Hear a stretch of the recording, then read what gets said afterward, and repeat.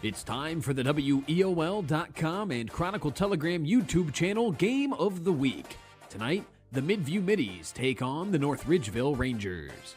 It's brought to you by Nick Abraham Elyria Ford at the corner of Route 57 and East Broad Street. Eco Tree Services, your complete tree care company. And by Stewart's TV and Appliance, 468 Cleveland Street in Elyria.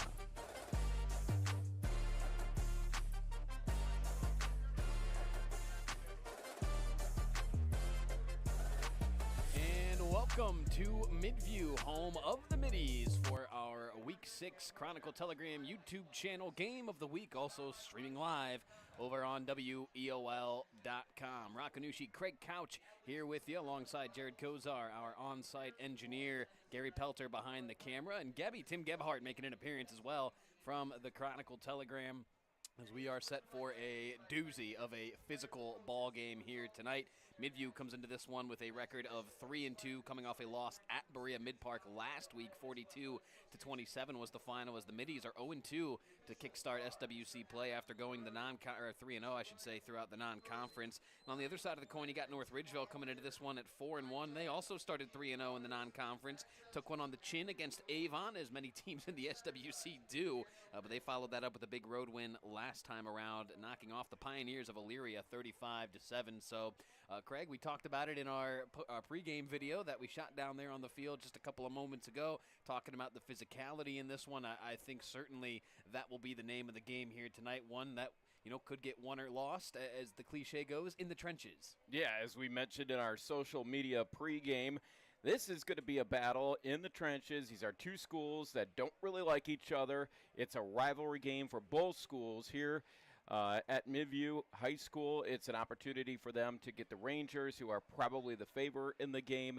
But Midview has talent on their roster, so you can't discount them whatsoever. They have a terrific running back, Marcus McMahon, who is racking up the yards, over 600 yards so far, and he's on his way, barring an injury, of course, that we certainly hope does not happen, to an outstanding year running the football here for the Middies. And likewise for the North Ridgeville Rangers, you know what they're going to do. They're going to try to ground and pound it as well, with Zach Barnhart in the backfield, who's been leading the way on the ground for the Rangers ever since he was a freshman, and really busted on the scene his freshman year and hasn't looked back. So looking forward to this one. It is a classic SWC matchup. When you mentioned on the North Ridgeville side, Craig, I think one interesting thing about these Rangers, and head coach Brian Morgan talked about this back over the summer, in the preseason time for the year.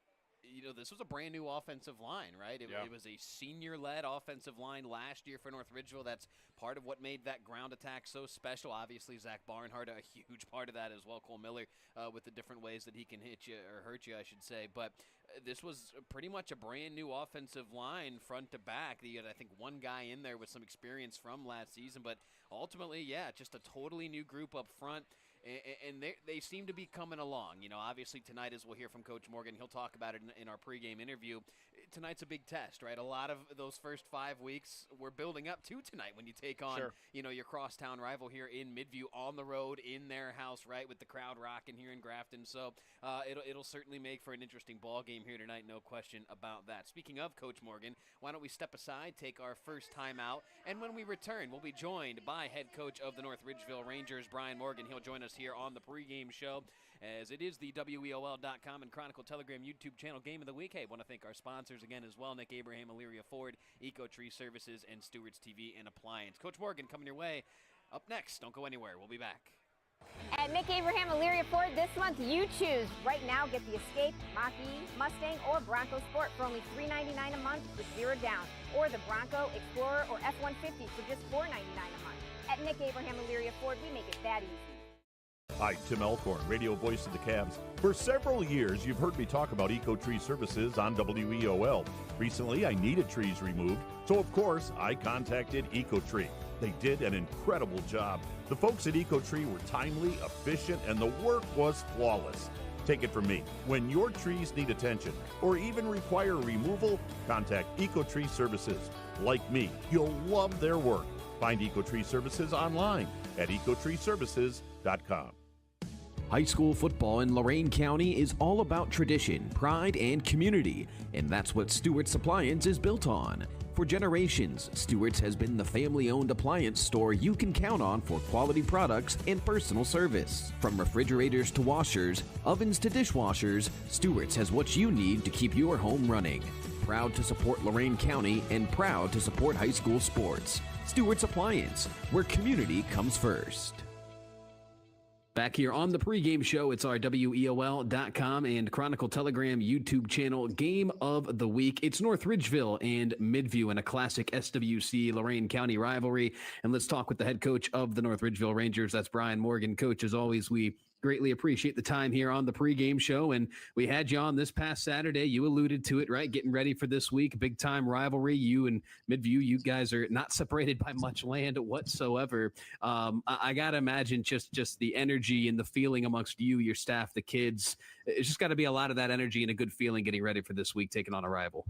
Yeah, there's certain weeks, there's games like Berea Mid Park or, even in Elyria where it's tough. We know them, they're conference opponents. You want to win, but you got to come up with some ways to motivate and to get the guys ready to go. Cause we know those teams where we don't know those guys. And, Grafton is a different story. It's a rivalry. When I took over, I wanted to make sure that, we got back into rivalry. When I was the basketball coach, we didn't beat them very often. And one of the things that, we're happy to say is, we've, in the last 4 years, we've gotten them twice and trying to make it 3 times tonight. What are your thoughts, Coach, just on this rivalry? You said it, right? You were part of this even back when you were coaching hoops, but now on the football field as well, as you've been the head coach over there at North Ridgeville for a couple of years now. Just what are your sort of thoughts on this rivalry and what it means to each community? It's kind of a crazy one because it's almost like the Avon Lake Avon one in the fact that there's history, but there's gaps where they didn't play. When I go back through and I try to find alumni to come and talk during this week, there are some times where I talk to somebody that, we weren't in the same conference. I think there was a time there where Grafton was a part of the old Lorain County conference and, North Ridgeville was part of the Pioneer. So it's great to be back. It's great to have both teams in the same conference. And, it's just like I said, it's one of those things where we know everybody from their side. There's a lot of connections. I always talked about it with the DeFranco family when I was a basketball coach. Mr. DeFranco was an athletic director at North Ridgeville, was a teacher, was a coach here. So there's so many ties between the two schools that it's great to have this matchup and for it to mean so much to both communities. Kind of joking with our Jared Kozar earlier this week, talking about this one, sort of referencing the Pitt and West Virginia collegiate rivalry. He called this one sort of Lorain County's backyard brawl. Would you think that's kind of a fitting mantra for sort of the physicality that this game tends to bring out between you guys and Midview? Yeah, for sure. I mean, it's going to be one of those things where we hope we're the most physical team. And I know that Coach Armstrong is the exact same way, has said that part of Midi pride is to being the most physical team every time they step on the field. So, it's been a great game these last 3 years. And, it's come down to that right there is, are you going to win the trenches? And, can you stop the run? And that's pretty much what backyard rivalries are all about. Again, talking with Brian Morgan, head coach of the North Ridgeville Rangers. They're getting set to take on Midview tonight here on our WEOL.com and Chronicle Telegram YouTube channel game of the week. Coach, is this one, and I know football is such a week-by-week basis, right? Each and every week is sort of its own opportunity and challenge, but does it feel like this one maybe could determine how the second half of the season really goes for you guys? For sure. I mean, we're through five weeks, and I think that we played the 4 easiest teams that we'll have on our schedule. And we played the hardest one that we'll have on our schedule for the regular season. So, if you take a look at the scores and you take a look at the teams that we have left on our schedule, it's just as big a measuring stick as we had when we went against Avon, because of the fact that, you have to win it. You have to keep the momentum of the season going. And, if we can, win this one tonight, I think that I really like our chances in the next 4 weeks after that.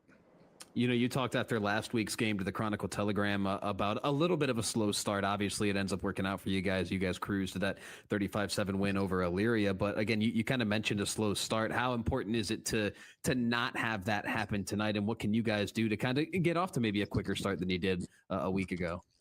Yeah, the practice all week, the mentality was fast start. I'm a quarterback coach. I was talking to our quarterbacks, and I said it at every level. We can't be going down 7-0. We've got to have a quick start on offense, and defensively, we got to get guys to the ground, and we can't give up big plays because they've been able to hit us on those in the past. So we have to make sure that we manage the game from the very beginning, and that we can't make mistakes because we have to be perfect to win this rivalry. Not trying to get you in trouble for HIPAA violations or anything like that here, Coach, but I know Zach Barnhart a little banged up last week, still dealing with an injury from that Avon game. You got Luke Bartell, some touches in that one. What's kind of the running back situation heading into tonight? Yeah, Zach should be back 100%. He's a guy that, is going to, fight through it. This week or last week, we limited reps throughout practice, and then definitely did throughout the game too. And it was a great opportunity for Luke to grow up a little bit in the game and get some reps that were much needed. And we're expecting Zach to be 100%. I'm sure we kind of talked about this last year when talking about this matchup with Midview, but, you look at what they've been able to do since Jack Armstrong took over. It's sort of similar to what you guys have going on at North Ridgeville, right? When you took over, program is in a bit of a tough spot. You've certainly got it moving in the right direction. I think many across the county would say the same of Jack and what's happening over there at Midview. But as you've looked at them this week on film and got ready for them, what are some things that they do well that maybe concerns you guys? And, you guys will need to perform well in these areas to win later. Yeah, the experience up front is, the first thing that stands out. The 5 offensive linemen, and it just seems to be the same guys we see every single year. And they've done a great job in the weight room. I know that very similar to us, like you said, they have a weightlifting class where those guys are getting stronger every day in school. And to me, I feel like that's a big sign of respect from the administration of the school district to make sure that that's important to get those kids the opportunity to lift. A lot of multi-sport guys for them, and you can see it. They're good, they're fast, they're physical, and then their ability to run the ball. So we're going to have to make sure that we're gap sound, and we're going to have to make sure that we get guys to the ground, because if they get loose, we're in trouble. We talked about it earlier, but just kind of the final thing here seems like yet another big test for not only your offensive line, as I know they've been tested pretty much from the jump this year, as we've talked about, right? But your defensive line as well feels like a big night for both sides. Yeah, and this is it, right? This is what we sort of built the entire team off of. The defensive line is the reason why we switched our scheme this year. They're guys that have the experience, they're strong, and they're extremely physical. And, we want to make sure that we can let our linebackers run a little bit, and our defensive backs can, play a little bit of off coverage so that we can make some plays with those guys up front. So a lot of post-game bragging rights, I think, will be on the line here tonight, right, Coach? when inevitably you guys all end up somewhere afterwards together. It's be a fun conversation, or not, depending on how things go, right? So yeah, we'll try our best to stay away after the game is over today. Fair enough. Well, Coach, as always, hey, greatly appreciate the time here on the pregame show. Best of luck to you and your Rangers here tonight in Week 6, and looking forward to calling this one. Thanks, Rocco. I appreciate it.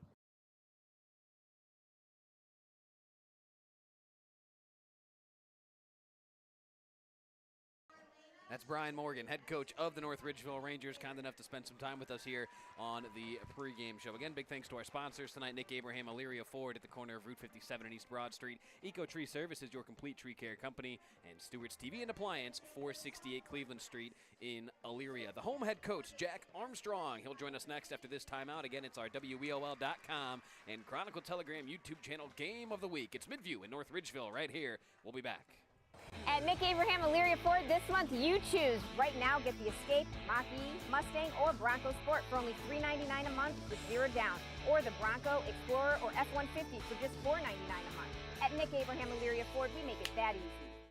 Hi, Tim Elkhorn, Cavs radio voice. Recently, we had some trees removed. So again, singing the praises of EcoTree Services. In a few hours, EcoTree had removed the unsightly trees, cleaned the debris, and opened the area for a new fence. I can't say enough good things about the people at EcoTree. I've used them several times, always thrilled with their work. If you have trees that require pruning or need to be removed, contact EcoTree, a local business that deserves your business. They've earned mine.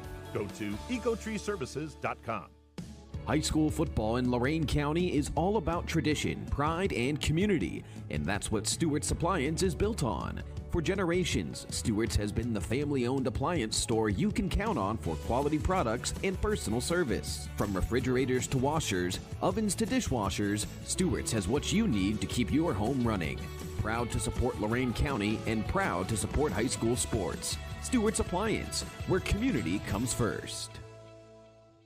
Back here on the pregame show, it's our WEOL.com and Chronicle Telegram YouTube channel Game of the Week. It's Midview in North Ridgeville in a classic Lorain County rivalry. And let's talk some Middies football with their head coach, Jack Armstrong. Coach, as always, we greatly appreciate the time here on the pregame show. And look, just a quick peek back to last week. I know the result doesn't go your guys' way in that one, but kind of reading up on that one in the following morning's Chronicle Telegram, looks like, and I'm not trying to play the moral victory card or anything here, but looks like there were maybe some positives in that second half resurgence. I know, again, the comeback ends up falling short, but still, I got to imagine you were fairly pleased with the fight and the resilience that you saw from your guys in the second half. Absolutely. I think the big takeaway from that game is that no matter the opponent, Bremen Park's a very talented team with a lot of skilled players. And I went away thinking that we had a lot of fight in us, and I think that we were more physical than them.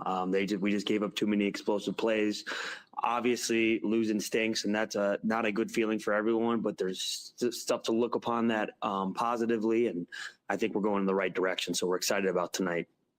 How important is this week to you guys, Coach, just in terms of kind of getting some momentum back on your side and making sure the second half of the season goes how you guys want it to, right? You leave the non-conference 3-0, you start conference play with back-to-back losses. Just how crucial is tonight to kind of just getting things back on track?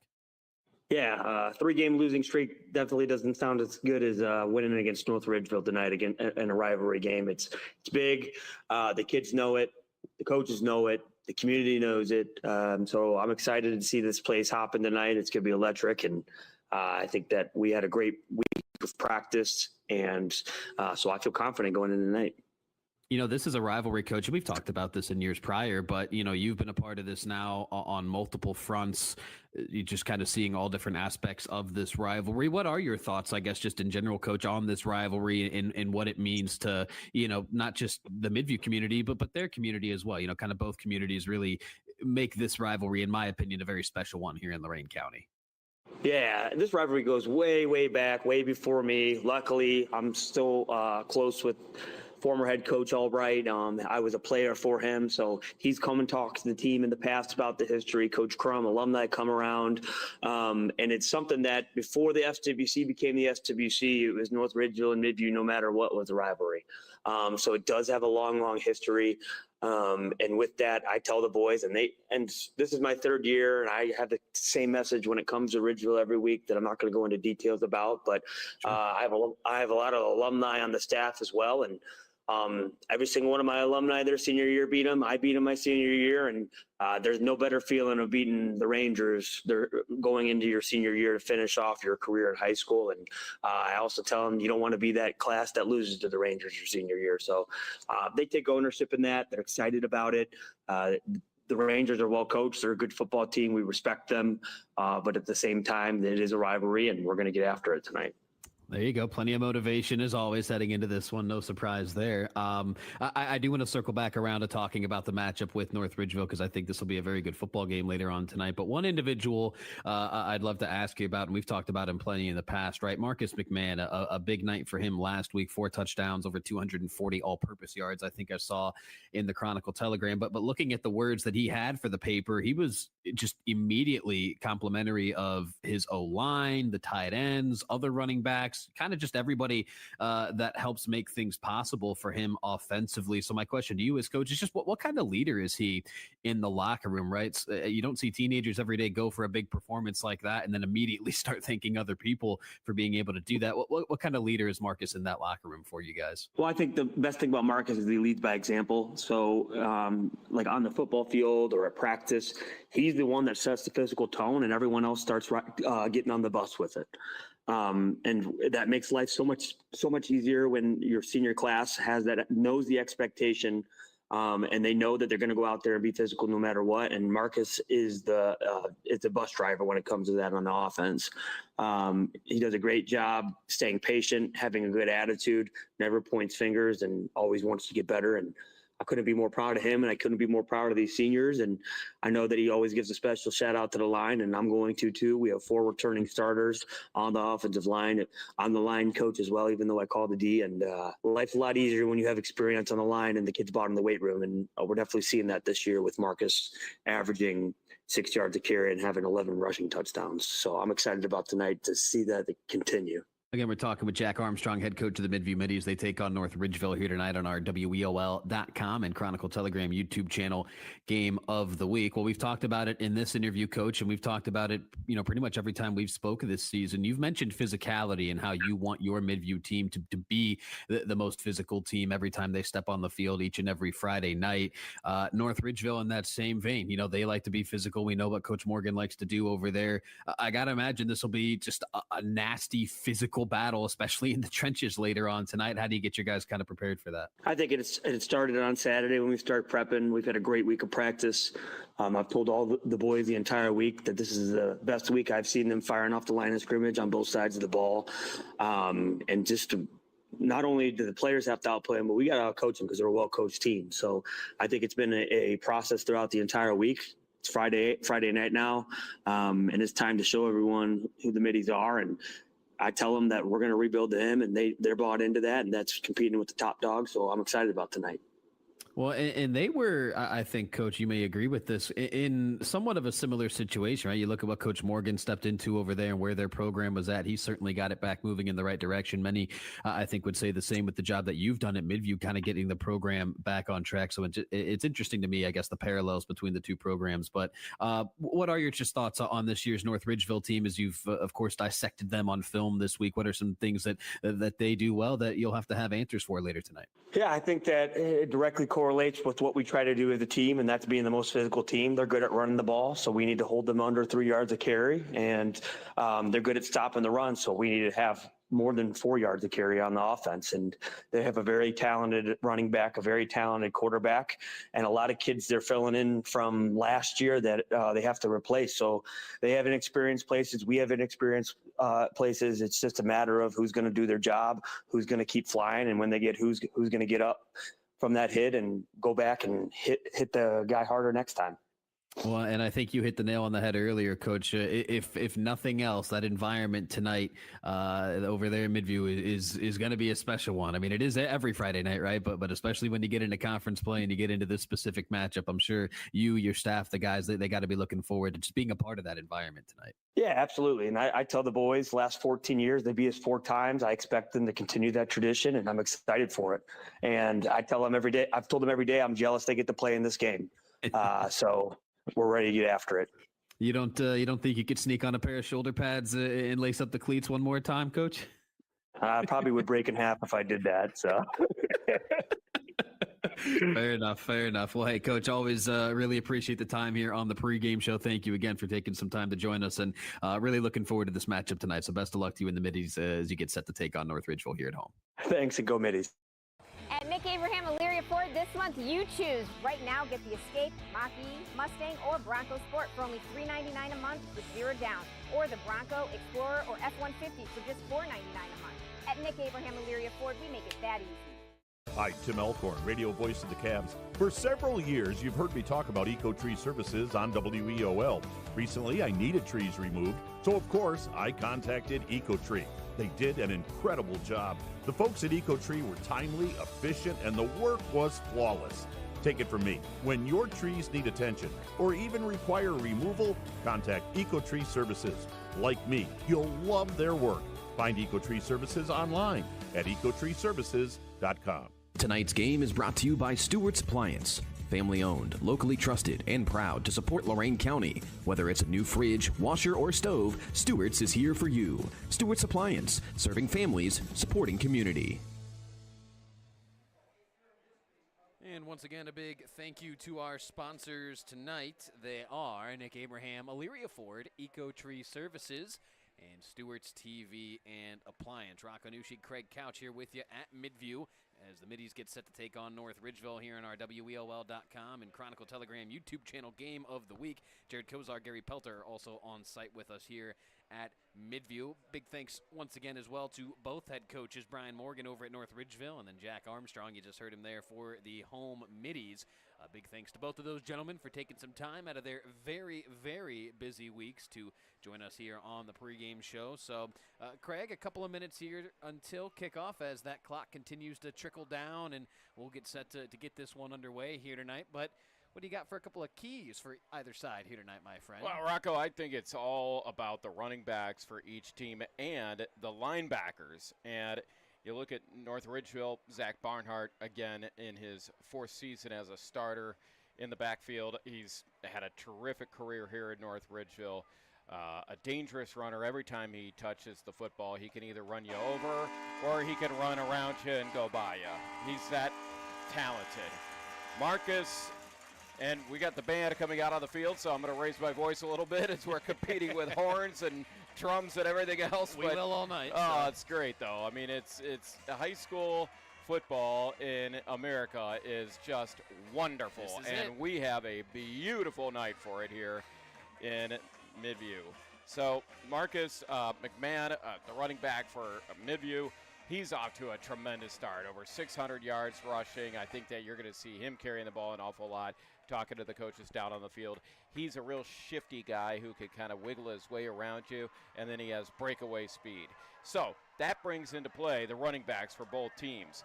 And Ryan Anderson and Nolan Gill for North Ridgeville, a couple of senior inside linebackers have had a terrific season for the Rangers so far. They're going to be busy tonight. And how about Braden Homolke for for Midview? Yeah. He has been a stud, to say the least, so far this season. He's going to be busy tonight. 16 tackles per game is what he averages. Wow. 16. Yeah.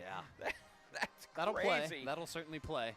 So there you go. I think those are the keys to the game. I don't think it's I don't think I'm giving away any secrets here. No. It's the running backs and it's the linebackers. No, it absolutely is. Both coaches were pretty straight up about that, in our pregame talks with them. So, no, excellent points made by you there, my friend. North Ridgeville, they were a winner in this one last year, Craig. 38-20 was the final there. Midview actually holds the edge in the last couple of years. They're 3-2 against North Ridgeville since 2020 when I joined WEOL. Obviously, the rivalry extends well before that.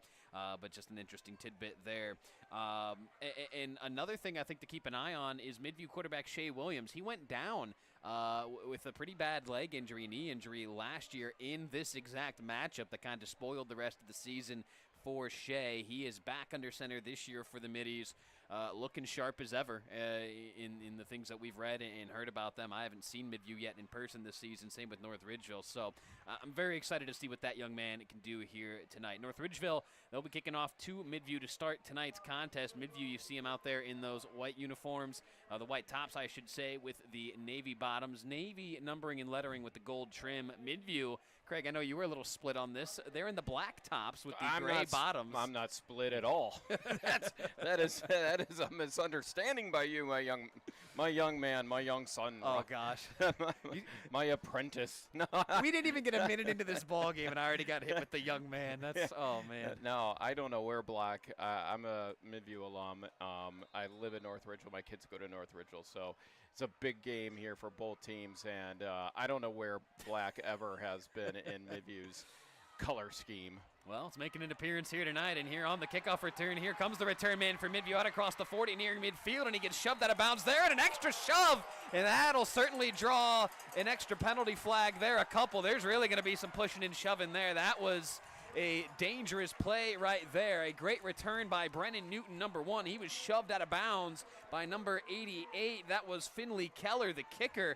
And boy, you know, they were locked up deep into that sideline, Craig, and Keller just shoved Newton right into that water tank thing right there. I don't know, I guess, the official sideline term for it, but man, that was some pretty serious impact right there. Unfortunately, nobody hurt after that. Yeah, there was no need for that extra push. I mean, he was headed out of bounds. Just push him out of bounds, and that's it. It's over. But what a return by Brennan Newton.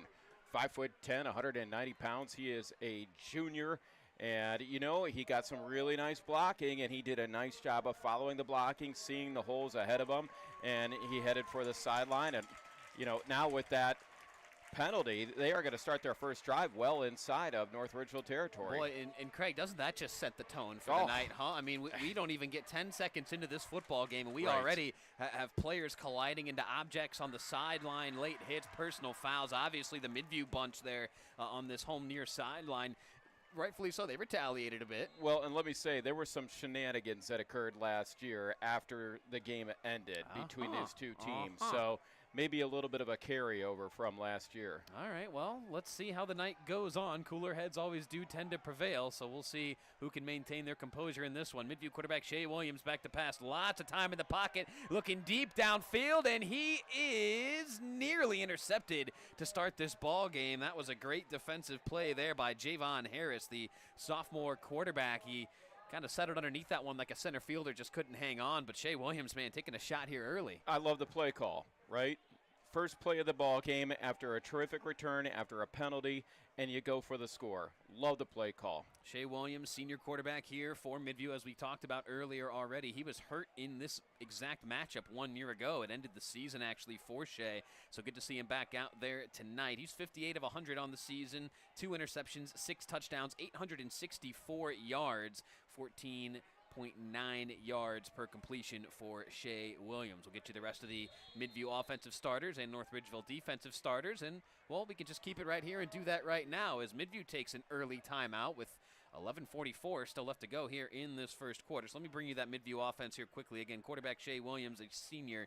He will be the signal caller tonight for Coach Jack Armstrong's bunch. At receivers, you got Zach Wallace, senior at number 3. He is their top guy, 395 yards for him, 3 touchdowns, 23 catches. Ethan Stout, he'll get involved on the action as well. Just 4 catches, 53 yards for him. Brennan Newton, the man who got shoved out of bounds to start tonight's ball game, 14 catches, 247 yards, 3 touchdowns for him. Braden Hamoki, the tight end, we'll see him involved as well. But really, Marcus McMahon will be the guy to watch, their star running back. Craig, you talked about him a little bit already. 111 attempts for him, 651 yards, over 5.5 yards a pop for him, 11 touchdowns with a run long of 65, and we'll get you the guys up front here as well. Leo Storinsky, Joseph Brown, Ty Zan, Braden Weidenmeyer, and Xavier Young. We'll give you the North Ridgeville defense here as soon as we can, as this one will go to McMahon. He'll look to get some wiggle room up the middle, breaks 1 tackle, and he's tripped up, brought down shy of the 30. They'll spot him down at the 32. He needs the 28 of North Ridgeville for the first down, so 2nd and 4 here for the Midview offense. Quickly, the North Ridgeville defense. In the secondary, it's Jaden Williams, Javon Harris, the corners, Carter Clark, Brian Strippy are the safeties. At linebacker, Frank Brady, Nolan Gill, Ryan Anderson, and the 4 up front, Ashton Cassetto, Christian Ensley, Hemza Famawi, and Braden Laszlo. On this 3rd and 4, check that 2nd and 4. It's 3rd and 4 here. Shea Williams under some pressure. He gets hit as he throws, and that might have impacted that toss out to Hamoki, Craig, as he had Braden Hamoki, maybe with a step or 2 on the defense. But again, good interior pressure applied by North Ridgeville as Shea Williams, his 3rd down attempt comes up empty. Yeah, Hemza Famawi, senior, 6'2", 230 pounds. Very agile for that size, able to work his way into the backfield. And like you said, put pressure on the quarterback. You know, outside of that play, the Midview line in the first 2 plays of the game have done really, really well against this North Ridgeville D-line. So just like that, a 4th and 4, and did Midview get North Ridgeville to jump? Let's see. One man did come across defensively for North Ridgeville, and that's going to be the penalty, and that is number 90 who moved. That's Famawi, the man we just mentioned. Boy, a good hard count there by Shea Williams, and that's a free first down for Midview, and kind of one of those early backbreakers there for North Ridgeville defensively, Craig. You don't want to give anything easy, but especially on a 4th and 4 when you got a chance to get off the field. Boy, great opportunity here for the Middies to open up the ball game. They are right now deep inside Ridgeville territory, and, you know, thanks in large part to a great return on the kickoff. Williams takes the shotgun snap. He'll hand to Marcus McMahon. Spins away from one tackle, and he's going to drag a couple of Rangers with him out across the 20, down at around the 18-yard line. So a pickup of about 9 there for Marcus McMahon. Again, he averages over 5.5 yards per carry, and you can see why right there. You know, one of their coaches for Midview, he talked about it. He's a shifty guy, Marcus McMahon, but I think he's got some sneaky power behind those legs as well with the ground and pound attack. Well, 5'8", 190 pounds. I don't know about you. I don't really feel like stepping in front of that if he's got a head of steam going. But, yeah, he's done a great job, and now another flag coming down. And while we wait for this call, yeah, you got to love what you're seeing from Marcus McMahon if you're a fan of the Midview Middies so far. That'll be a false start against the Middies, or maybe a legal procedure, but either way, a 5-yard penalty will back them up to the 29. So 2nd and 2 now becomes 2nd and 7, but again, Midview moving the ball here well on their opening drive. We talked about it, that opening kickoff. Brendan Newton had it returned to about the 45, picked up a free 15 yards after the late hit from North Ridgeville kicker Finley Keller. And so now Midview just looking to punctuate this opening drive with 6 and looking to get some early momentum here at home. Williams takes the shotgun snap. He's got a man on the outside, and that one is caught. Penalty flag flies as that's Newton, the aforementioned kick returner, on the reception. He was brought down behind the 25, or I'm sorry, the 20. He was out across the 25, but again, that penalty flag came out pretty quick, so let's see who that one goes against. Maybe kind of one of those pick, routes that you're not really supposed to run. You got to kind of sneakily do it. Carter Clark, who sat out last week against Elyria, back in action for the North Ridgeville Rangers. He's had a terrific season as well. He's one of the safeties for the Rangers. He's a starting safety, and Carter listed at 5'9", 175. So again, that's a lot of strength on a short frame, I guess. Yeah. I don't know how to put it politically correct. Forget it. I'm not going to be politically correct. He's 5'9". Yeah. All right. He's not going to be dunking any basketballs anytime soon. No. But what he's good at is he's good at reading the quarterback's eyes and getting into a place where he can make a tackle. Well, Craig, as a fellow 5'9" right here, I can assure you he won't be dunking anytime soon, but certainly has the physicals outside of that. Here's McMahon on the carry, and he gets gang tackled by a host of Rangers there.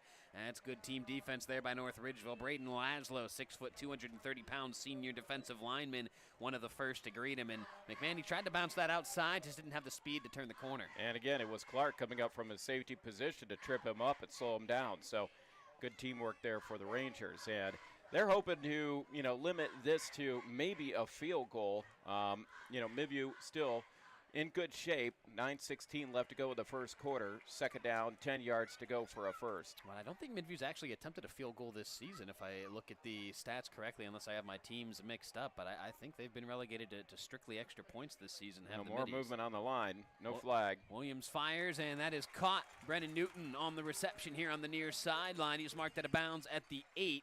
So that moves the Middies so closer to the end zone, but they need the 2 or 3 yard line, it appears, for a first down. Looks like about the 3 yard line as I check the markers on the far side of the field. Yeah, it's right between the 2 and the 3, so you can get a first down here. Midview can without putting it into the end zone, but they'll certainly be gunning for 6 here with 8:57 left to play here in this first quarter. Scoreless here at Midview as the Middies have it still on their first offensive possession.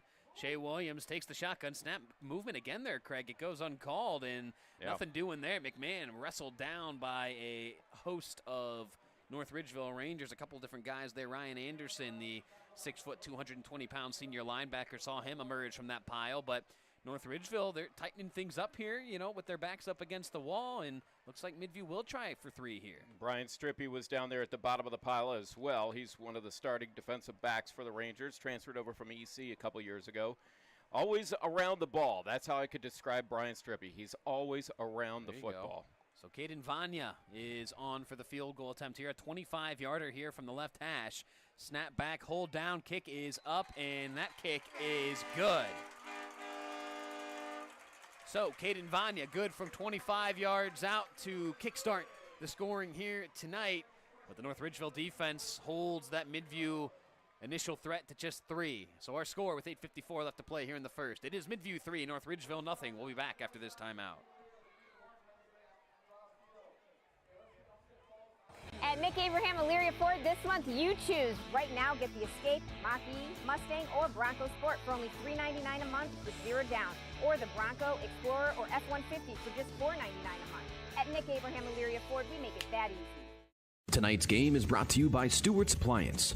Family owned, locally trusted, and proud to support Lorain County. Whether it's a new fridge, washer, or stove, Stewart's is here for you. Stewart's Appliance, serving families, supporting community. Rockanushi, Craig Couch back here with you at Midview.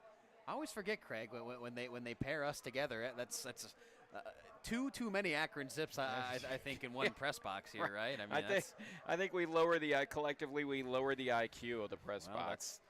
That's A-okay. Big win for our Zips last week over Duquesne, right? Duquesne. Gosh almighty. Yeah, that's could be a one and only for our Zippers this season. But that's not what we're here to talk about tonight, Craig. We're here to talk about the Lorain County Backyard Brawl, as Mr. Kozar to our right coined it earlier this week. And hey, I asked both head coaches about that, and they said, yeah, that pretty much summarizes what this matchup is like. And, well, we saw that on the opening kickoff as we nearly had a little scrap here to start the ball game here tonight. So this one end over end as North Ridgeville will return this one from within their own 10 out across the 20. And, oh, boy, he gets stood up right there and shoved backwards. The return man does. Cole Allison, number 17, a junior at North Ridgeville, just ran right into a literal wall of Middies special teamers. And so that's where North Ridgeville will start their first offensive drive here tonight. You know, Caden Vanya wasn't mentioned a whole lot to be more accurate, at all in our pregame talks down on the field, but he's got a good leg. He certainly does. That field goal, that was a no-doubter. He had plenty of leg on that. That kickoff right there, maybe a little bit more of a line drive type kickoff, but still strong leg on Caden Vanya. And I think that was, I have the stats printed, and of course I have them all out of source, so I'll try to confirm later, but I think that is Midview's first field goal of the season as Zach Barnhart takes the carry here for North Ridgeville. He's out across the 30, just shy of the 31, so a nice pickup of about 6, maybe 7 yards there for Barnhart to start the night. And boy, you said it, Craig, North Ridgeville fans have been treated to many top-tier Zach Barnhart performances since he was a freshman, 4-year starter here at Ridgeville. Yeah, he came on the scene and really made a name for himself from day one, and finished with just an outstanding freshman year, and he was off and rolling from that point on. And here he is now in his senior year, again, having yet another terrific year. Although I will tell you, having seen seen all of North Ridgeville's games, he's been getting the ball a little bit less than he has in the past. Cole Miller here on the read option. Thought he had some space to run, but it closed on him in a hurry as a couple of middies stepped up to stop him there. In on the stop was number 26 for Midview, Braden Arnold, one of many to get their hands on Miller there. So Cole Miller, kind of a versatile quarterback. Craig, I'm sure you can attest to that. He certainly has a really good arm, I would say, but can do some damage with his legs as well on the ground. Well, he's being recruited by D1 schools as a tight end. That's right. If you could believe that. And yeah, I believe it. I mean, just look at his size and his strength. But he's never played tight end in his life. So here we go on 3rd and short. North Ridgeville looking for the first down marker. Where's the spot? Boy, this will be tight as he needs the 33. I think he got it. Well, that's close. And yeah, they put it right on the 33, so they're going to move him. So first down here for Midview. You know, my point about Barnhart, he's still just a tremendous running back, but this year averaging 77 yards per game.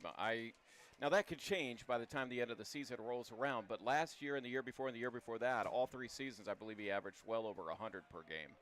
So first down In 10 here for the Rangers. The give is to Barnhart. Barnhart looking to turn the corner, and a good tackle there from Midview. That's number 13, Gage Weaver, the senior, 6'1", $165.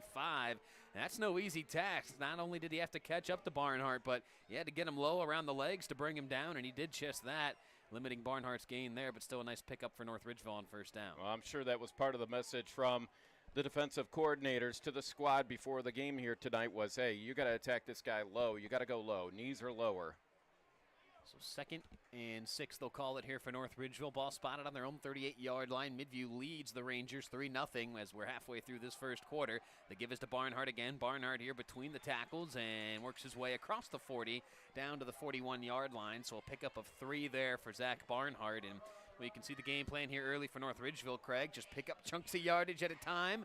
Casually, coolly, calmly work your way down the field and try to finish off your own first opening drive offensively with some points, just as Midview did. You know, Barnhart's averaging 6.5 yards per carry. Probably not so far tonight, but if you could get 3, 4, 5 yards per carry, you're not going to have any problems moving the ball. When you can see Midview, they load a bunch of guys here near the box, about 7 guys in there right there. Cole Miller here under some pressure, had his first read taken away. Now he's going to take off. He's got the first down and more. There goes Cole Miller down the near sideline, across the 25, lowers his shoulder. He's still up. Cole Miller to the end zone. Touchdown, North Ridgeville.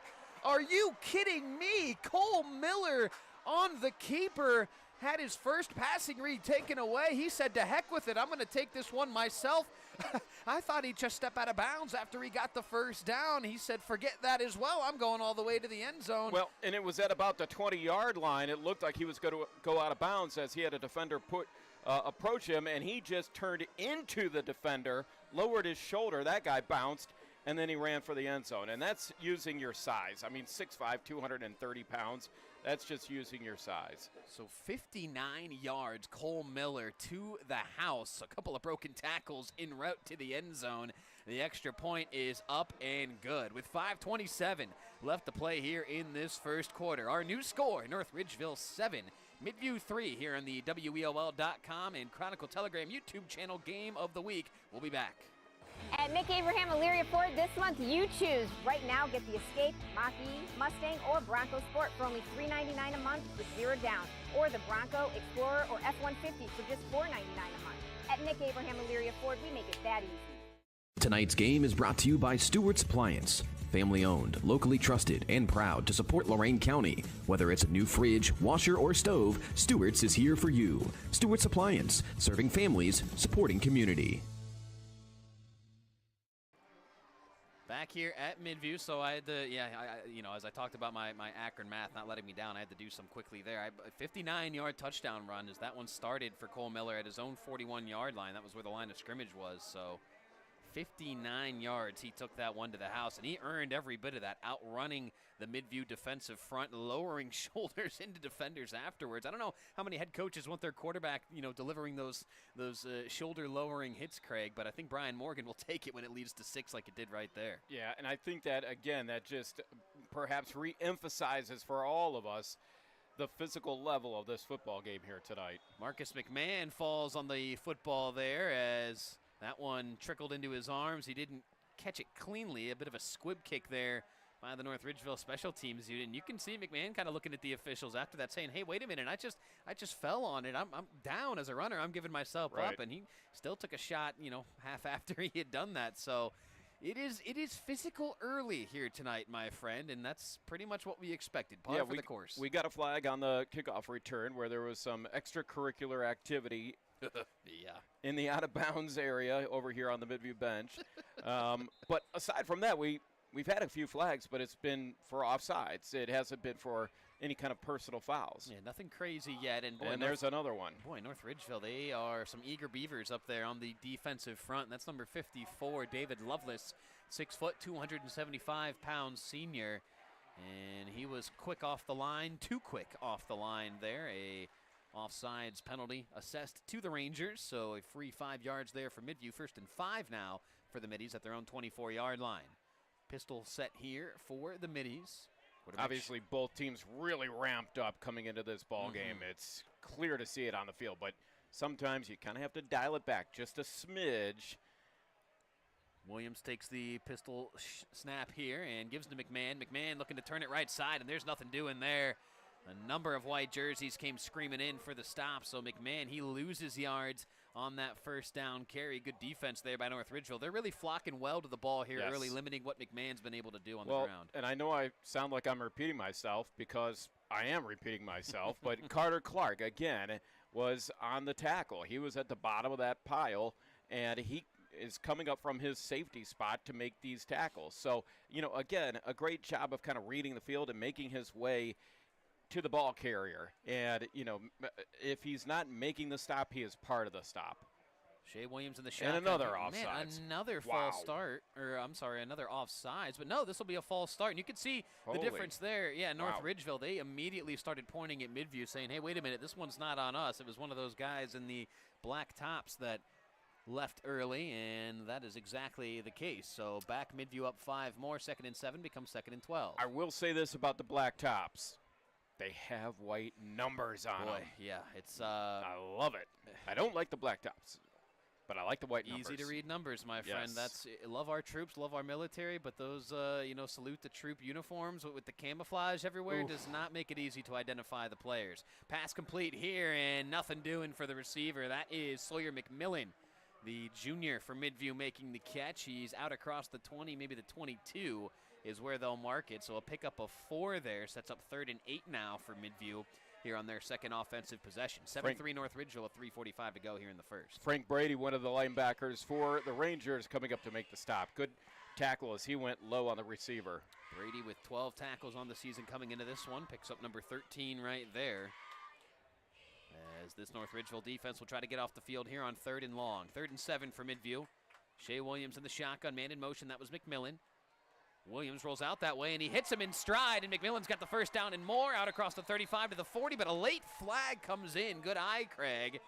And let's see who that one goes against. Anytime you see a flag around that offensive line area, you figure that it's either a holding or something of that nature. And let's see, as the official who threw the flag meets with the head umpire here.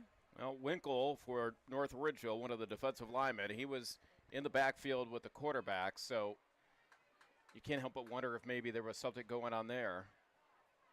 And we'll have a continued conversation here amongst the officials.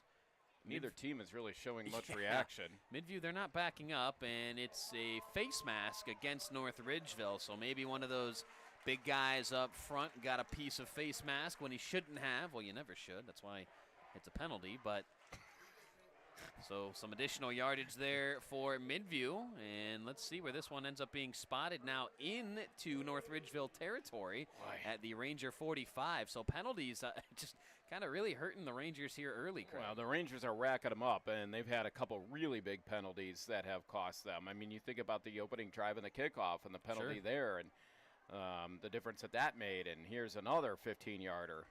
Shea Williams in the shotgun here, hands it off to Brennan Newton coming around here on the jet sweep. Newton looking to turn that corner, and he can't. That's a great tackle there.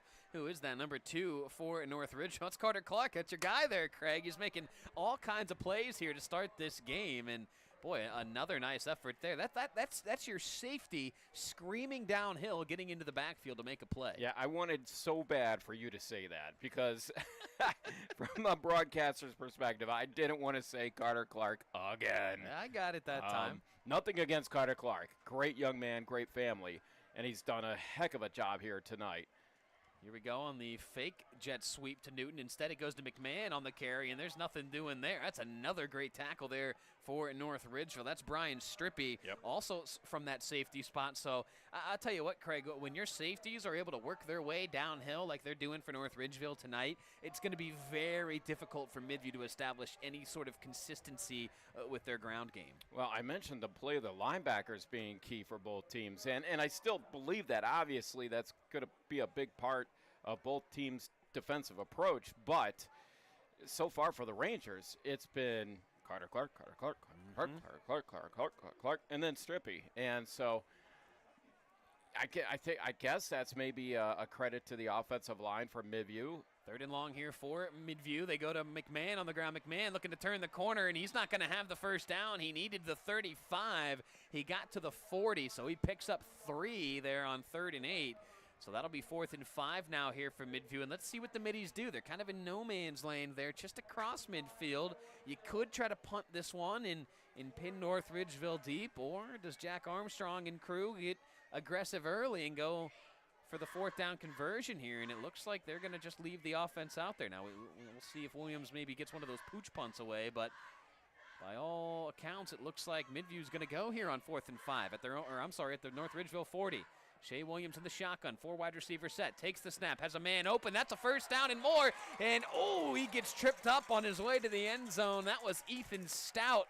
And a touchdown saving tackle there in the North Ridgeville secondary. I don't know if they just lost track of Stout or what, but he was wide open there on that far sideline. And thankfully for the Ranger faithful, he got tripped up before he could take it all the way. Yeah, Ryan Anderson, one of those inside linebackers, came over and made the stop for North Ridgeville. Had he not, that was going to be a touchdown. He had nothing but green ahead of him. And Stout was the lone wide receiver on that set. They had 4 receivers out there. 3 were on the near side. It was just Stout on that on the far side, and they just kind of forgot about him. So a big first down there for Midview. 1st and 10 now at the Ranger 24.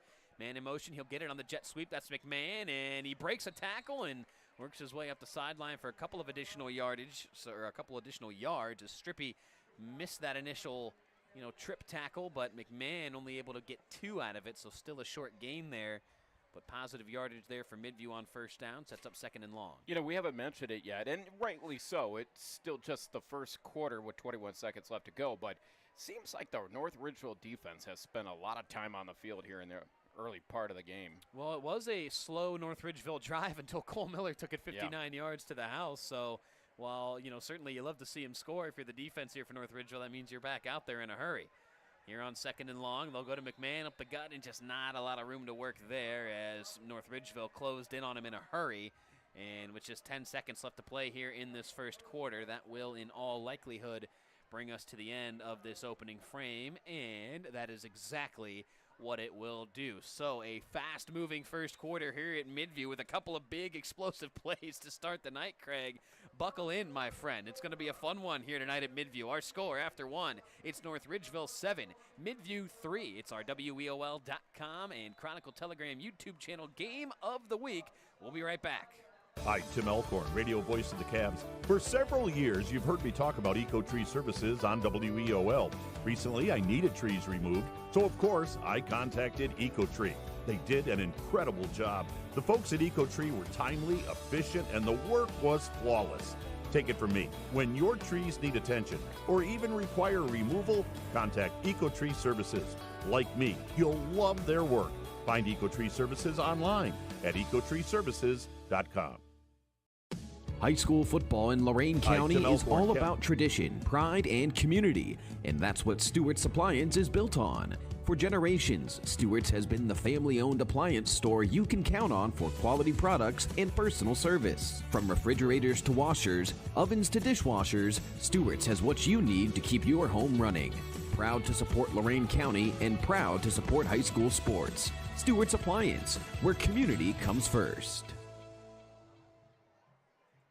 Start of the second quarter here at Midview. Rakanushi, Craig Couch here with you alongside cameraman extraordinaire Gary Pelter. Jared Kozar is our on-site engineer. 3rd and 7 here for the Middies. They trail North Ridgeville 7-3 as we start this second quarter, although Midview right on the fringe of the red zone here, but again staring 3rd and 7 in the face. North Ridgeville loads the box defensively. Williams takes the shotgun snap. He'll step up under some pressure, has a man open. That's caught for a first down, and more into the arms of Zach Wallace, the leading receiver here at Midview. He worked his way inside the 15-yard line, down around the 14. So first down yardage and then some for Midview. A big 3rd down conversion there. Yeah, simple little route there, and just down the sideline, turn around, and there's the ball. Nice throw from the quarterback for the Midview Middies, Williams, as he delivered a strike right into the chest. Yeah, nice route there by Wallace. Just kind of sat underneath the North Ridgeville defense. They gave him the yardage. He said, I'll take it.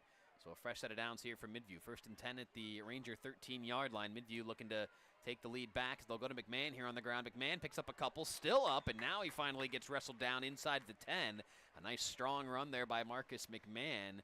Again, the coaching staff here at Midview, they love his elusiveness and his shiftiness, but he is certainly one that'll stick his nose in there as well and get some of those hard-earned yards. Absolutely. I mean, look at the end of that play. You had about 5 North Ridgeville Rangers on the ground getting up, and he's still moving toward the goal line. Yep. Impressive run there. Pick up a 5. 5 of the hardest earned yards I think he'll earn as a Middie, and they'll go right back to him. McMahon up the gut, and he's in for a touchdown.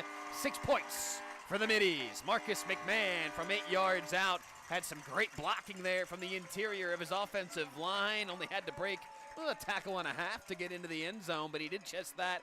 A nice drive there for Midview. A nice response for the Middies following that North Ridgeville touchdown with one of their own. Midview retakes the lead 9-7. 10:51 left to play here in the second. Yeah, outstanding run by McMahon as he wasn't going to be denied.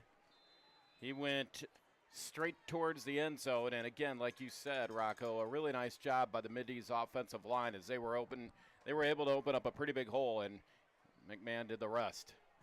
So on for the extra point here. It is up and good for Midview. That is Caden Vanya. He made a field goal earlier, and he's good on the extra point there. Our score with 10:51 left to play here in the second here at Midview. It's the Middies 10, North Ridgeville 7. We'll be back. It's our WEOL.com and Chronicle Telegram YouTube channel Game of the Week. At Nick Abraham Elyria Ford this month, you choose. Right now, get the Escape, Mach-E, Mustang, or Bronco Sport for only $399 a month with 0 down. Or the Bronco, Explorer, or F-150 for just $499 a month. At Nick Abraham Elyria Ford, we make it that easy. Tonight's game is brought to you by Stewart's Appliance. Family owned, locally trusted, and proud to support Lorain County. Whether it's a new fridge, washer, or stove, Stewart's is here for you. Stewart's Appliance, serving families, supporting community. So Marcus McMahon, 8-yard touchdown scoring run, and I don't know how many yards exactly he had on that drive. Close to all of them there for Midview. He had a nice couple of catches. Sawyer McMillan had some nice grabs that drive. Zach Wallace had the first down conversion here as well. But really, I'll tell you what, Marcus McMahon, we had talked a lot about him in the pregame. We had heard a lot about him in our respective preparation for this Friday night, Craig. And, well, we're seeing his efforts on full display here early and often tonight. Oh, terrific athlete, no doubt about it. And I tell you what, one of the things that North Ridge was going to talk about in the locker room at halftime, which we're still a ways away from that, 10:51 left to go in the second quarter, but it's going to be, hey, we have got to find a way to slow him down. Yeah. We've got to find a way to, get him at the line of scrimmage, at least get a helmet on him or a pad on him or a shoulder pad on him at the line of scrimmage, slow him down. We can't let him just bust through the line without anybody touching him on his, 7, 8 yard, 10-yard gains. Yep. It's going to be a really long night for North Ridgeville if they continue to let that happen. Cole Allison gets the return here inside his own 10, works his way out across the 20 to the 25, wrestled down shy of the 30, brought down by a couple of middies there. In on the stop, number 30, Karam Shinawi, the sophomore, 5'9", $195. Brought him down, so North Ridgeville will start this offensive possession down on the scoreboard now, 10-7. Midview in front with 10:45 left to play here in this first half. Make sure you guys stick around for our halftime show. We've been kind of doing it in a different way with our new YouTube setup here. We've been giving some love to the marching bands, and Craig, I know you were very adamant about the talents of the North Ridgeville band for obvious reasons, but we'll hear from them. We'll hear from the marching middies as well. First down carry here for Zach Barnhart, and he works his way upfield for a short gain there across the 30, maybe to the 33, 32 and a half. So a pickup of about 3 there for Zach Barnhart. Sets up 2nd and 7 now for North Ridgeville. Have we seen Cole Miller attempt a pass yet? I don't think that we have. No, I mean, well, the one that he took off for 59 yards, that was a pass play, but one that he tucked down and kept it himself. So I don't think we have. So certainly something to keep an eye on as the night moves on. 3 wide receivers set here for Miller. Man in motion across the line of scrimmage. They'll play fake to Barnhart. He's got a man open in the seam. It's caught across midfield, across the 40, near that 35-yard line. That's a nice grab by Dylan DeShazo. formerly number 14. He's wearing number 18 tonight. Coach Morgan telling us he had his jersey ripped last week in the win against Elyria, so had to don some new threads here tonight, and well, they look good there on a nice first down catch. Little background on Dylan DeShazo. Years ago, I coached him at both baseball and basketball, and he is lightning fast, and he's been that way since birth. When we finally saw the pass attempt there that you were asking for, Craig, Miller delivering a nice ball there, and they'll go right back to Zach Barnhart, who muscles his way up across the 35, inside the 35, near the 34-yard line. So a nice pickup there for Barnhart on first down. 10-7 our score. Midview leads North Ridgeville. 9.5 left to play here in this first half. 5 wide receiver set here for quarterback Cole Miller. He's in the empty set here. Low snap. Miller under a little bit of pressure here, rolling out to his right, fires it deep downfield for DeShazo. It's caught! Caught by Dylan DeShazo. Touchdown, North Ridgeville. Boy, what a pass by Cole Miller, rolling to the right. Didn't have time to set his feet, and he dropped a dime in the corner of the end zone. Yeah, that is a, 66-yard strike. And that was toward the back of the end zone, too. So yes. Probably that ball traveling about 70 yards in the air. But Dylan DeShazo, good concentration. You mentioned the speed. He got behind that Midview secondary. And Cole Miller, we've talked about his arm. He put it on full display there. 66-yard strike to DeShazo for 6. Extra point attempt is up and good, but it'll be called off due to a false start here on North Ridgeville, so they'll have to attempt that again. But, man, how about Dylan DeShazo? 66-yard touchdown catch. 2 catches on that drive. Of course, the latter, that scoring strike. Man, back and forth we go here in this first half, Craig. This is the kind of action we sign up for here on WEOL. Oh, no doubt. A lot of fun. And this is what you can get when you have a couple of teams that can run the football. It opens up the passing game as well. You can't get too stuck on stopping the run, because once you do, you never know. You're going to have receivers getting open outside the box.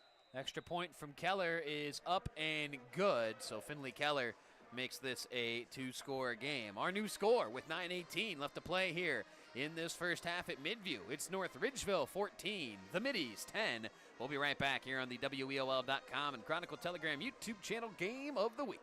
Hi, Tim Elkhorn, Cavs radio voice. Okay. Hours, EcoTree had removed the unsightly trees, cleaned the debris, and opened the area for a new fence. I can't say enough good things about the people at EcoTree. I've used them several times, always thrilled with their work. If you have trees that require pruning or need to be removed, contact EcoTree, a local business that deserves your business. They've earned mine. Go to ecotreeservices.com. Back here at Midview, our new score, North Ridgeville in front, 14-10, after the 66-yard touchdown pass from Cole Miller to Dylan DeShazo.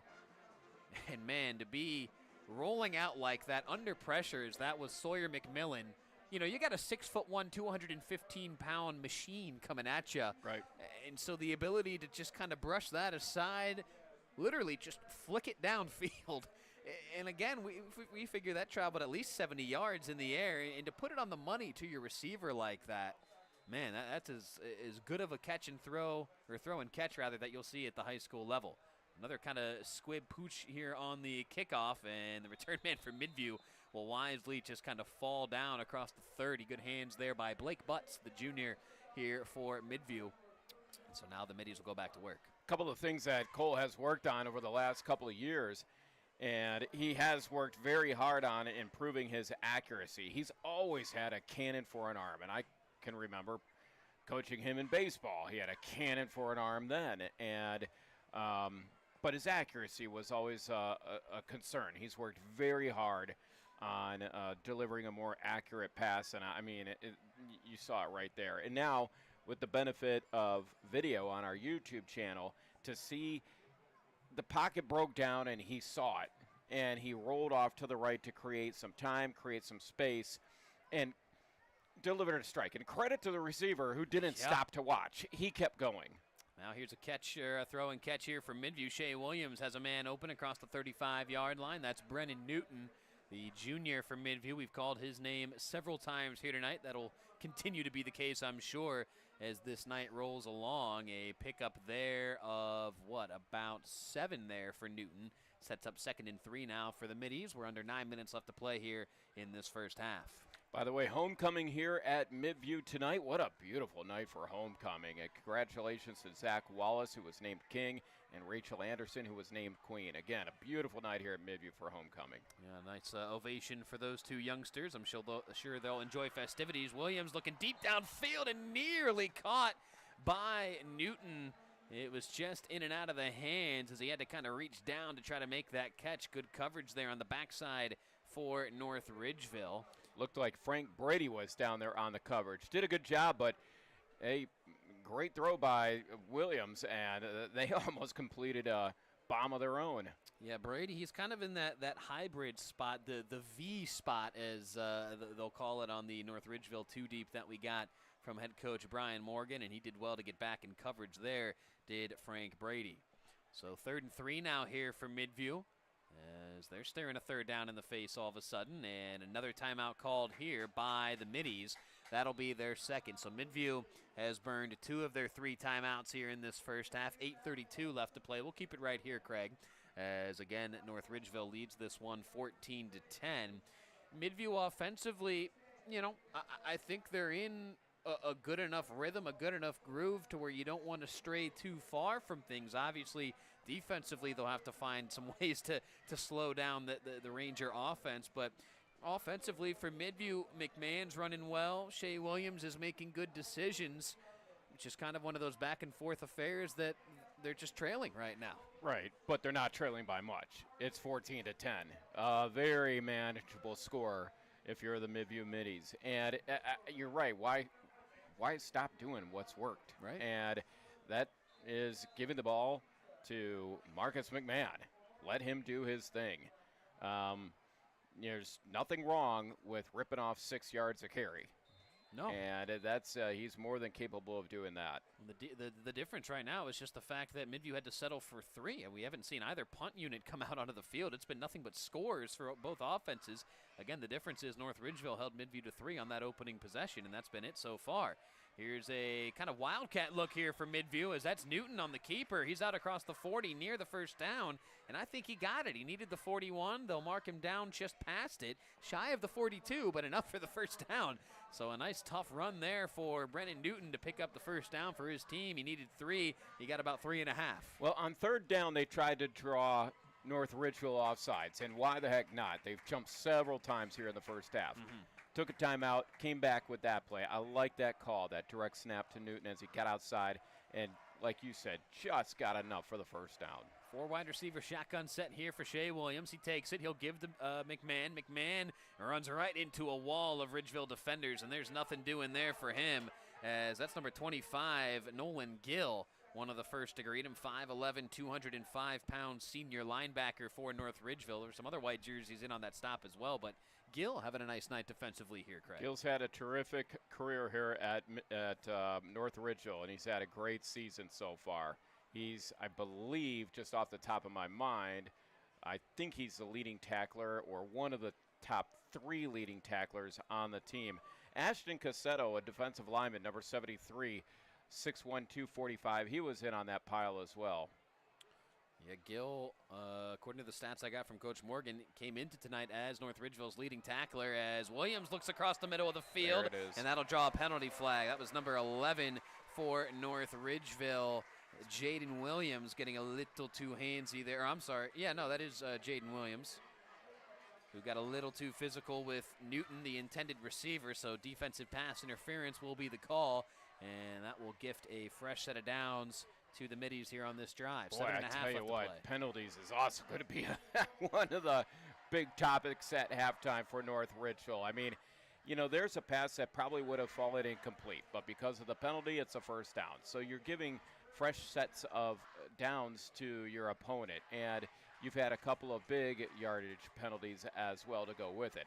I don't know how many North Ridgeville's had versus how many Midview's had, but clearly North Ridgeville's had many, many more, probably twice as more easily than Midview. Well, and as I looked earlier today online in the Chronicle Telegram e-edition, I went back and checked out the box score from last year's game, in a game that North Ridgeville pretty much owned. They were the ones that were guilty parties in terms of the penalty department. They had racked up 13 or 14. They were well into double digits, and Midview only had about 2 or 3 last year. So that could be something to keep our eyes on as the night moves on. Here's McMahon bouncing it to the outside. McMahon, room to run. First down and more, and he's finally brought down across the 30, shy of the 25-yard line, out to the 26. So a 15-yard scamper there for Marcus McMahon, one of the bigger chunks we've seen him pick up here tonight. So back-to-back first downs here for Midview as the Middies approach the red zone here. Jaden Williams on the tackle on the far side of the field for North Ridgeville. He just had a penalty called against him. He makes the tackle and steps over the runner and makes a motion at the runner. Which can be taunting, as we know. Which can be taunting. And why would you do that after you just got called for a penalty? It's the emotions of a rivalry game sometimes, my friend. We've seen that already here tonight in this first half. Nice little screen catch there for Brennan Newton. North Ridgeville did well to rally on that in a hurry, though, limiting Newton to about 2 yards there. Frank Brady, one of the first to bring down Newton. So Frank Brady, he's flying around the football field right now. Everybody's really flying around this field It's right the now. emotion of a rivalry, but it's also things that drive coaches bananas. And so I'm sure Coach Morgan over there is just outside himself right now. Yeah, that's how headsets get thrown, my friend. It's not just here in the press box when we come across those technical issues when the headsets fly. It happens on the sideline. That's been known to happen a few times. Yeah, Jared's had to take cover a couple of times here over the years, right? That's Yeah. You hit the deck is what you do. You get down. Jared, you're a Marvel guy over there. You got that Captain America shield just ready to go at all times. Well, and well, that's yeah. Well, and I know he's also closest to the door. I noticed that. That's forward thinking. That's strategery. These EOL folders are built tough. As here comes Shea Williams on the keeper. Williams looking to turn the corner on the outside for the end zone. He won't fully turn that corner, but he will pick up first down yardage and then some, as he's inside the 10, inside the red zone, and it'll be goal to go now here for the Middies. Shea Williams he stepped out of a pocket that collapsed in a hurry and picked up good yardage there. You know, we've seen a terrific run game here from the Midview Middies, and you know, if you're the coaches for the Midview Middies, you got to be thrilled with the way this has gone so far. They've been able to hit you right up the middle, and they've been able to take you outside for big gains. And got a penalty down that's going to work against Midview. Yeah, was that is that too many? Okay, too many men on the field on that play or in the huddle? I'm guessing. Okay, so that'll be a after-the-fact penalty there on Midview. And you talk about, infractions that'll drive a coach crazy. You just pick up a huge first down. You got goal to go. You're feeling great about getting 6 on this drive, and just kind of a boneheaded mistake there. You trot too many guys out there into the huddle. So yeah, I appreciate the effort, but that's illegal. Yep, so goal to go now here on first down for Midview at the Ranger 12. 6:15 left to go here in this first half. The give is to McMahon. McMahon, a patient run here, but North Ridgeville wasn't patient to greet him. Look at all those white jerseys collapse in on him, and you can see the Ranger defense. They're fired up after that play. Frank Brady.